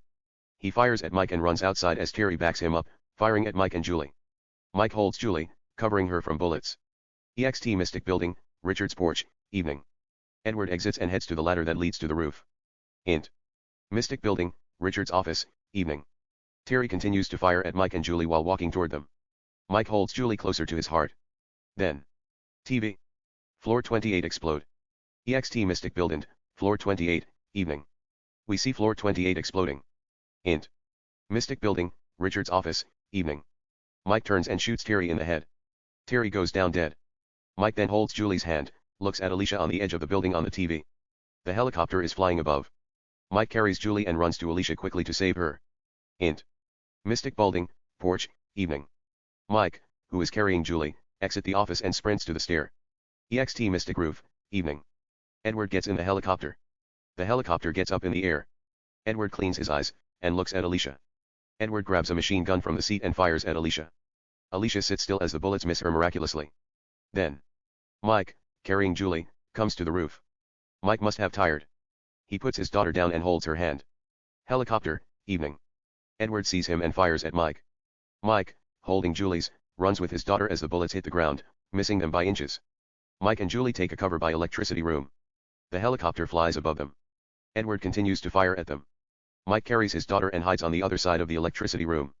Mike puts down his daughter and checks his gun if it's loaded. He puts more bullets in his gun. The helicopter then comes at the other side, turns, and stops in the air in front of Alicia. When Edward is about to shoot her, Floor 29 explodes. Smoke fills the air.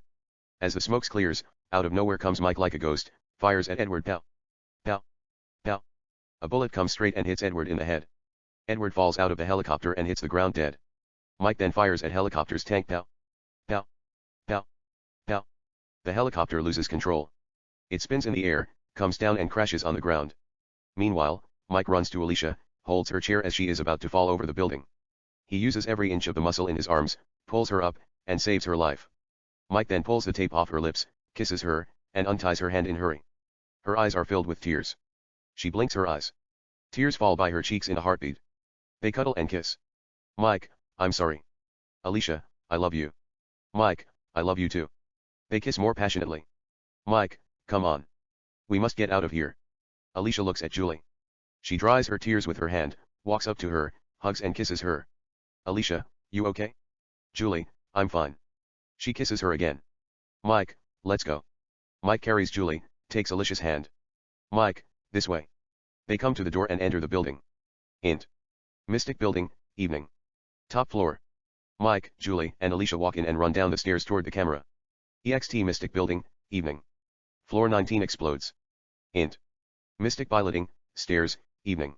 Mike, who is carrying Julie, and Alicia continue to run down the stair. The building shakes down and explodes continuously. Close up, Mike, Julie, and Alicia. They continue to run at the direction of the camera. A bomb goes off, the building shakes. Mike, carrying Julie, holds Alicia. They stop for a few seconds, and continue to run down. EXT Mystic Building, evening. The building is on fire. Int. Mystic Building, stairs, evening. Mike, Julie, and Alicia keep on running down the building as bombs continue to go off. The building is shaking. Then a bomb goes off one floor below them. Mike quickly holds Julie and Alicia, and sits on the corner. EXT Mystic Building, evening. Third floor exploding. Int. Mystic building, stairs, evening. Back to Mike, Julie, and Alicia.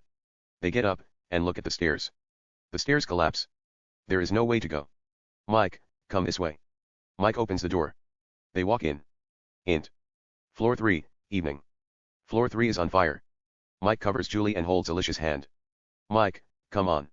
They walk through the fire as the building continues to collapse. EXT Mystic building, evening. Polices and ambulances swarm the place.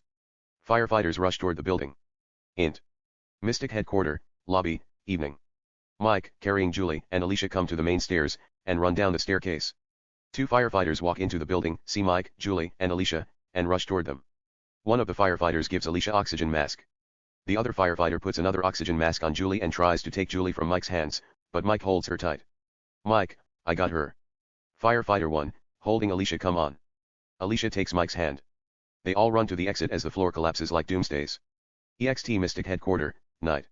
Mike, carrying Julie, Alicia, and the two firefighters exit the building and run toward the other firefighters. The other firefighters help them. Mike takes a deep breath. Another firefighter comes, tries to take Julie away from Mike's hand. Mike doesn't let him to take her. He hugs Julie closer to his heart and kisses her. Then a female firefighter comes and gives him a mask, and takes Julie from his hand slowly. Mike hands Julie to the female firefighter. Mike then looks at Alicia as the building burns down. Mike and Alicia remove their oxygen masks, drops them on the floor, cuddle, and kiss passionately. Close up, Mike and Alicia. They kiss more intimately. EXT Beach, day. Mike and Alicia kiss seductively while lying on the beach. Mike then parts his lips, looks at the kids. Pan 2.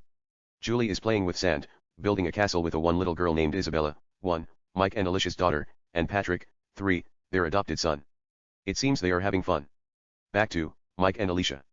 Mike leans next to Alicia, gazing at her eyes. Alicia, it's Valentine's Day. Mike, I know. He gives her a soft kiss. Alicia, tell me something romantic. He smiles softly as if he reads her minds. There is a pause. He then. Mike, falling in love with you is like my heart surrendering to a beautiful sonnet and a scent of rose. Kisses both sides of your cheeks, and your lips and nose. Only a poet is romantic enough to envision your beautiful face, and believe in love, and mistake your sense of sensuality with a supernatural force. And beautiful gold tulips and marigold catching fire in your beautiful eyes in the spotlight, love is to paint your face in my heart where passion feel right. And flowers fall in love at sight. To kiss your lips and take your breath where the stars catch fever day and night.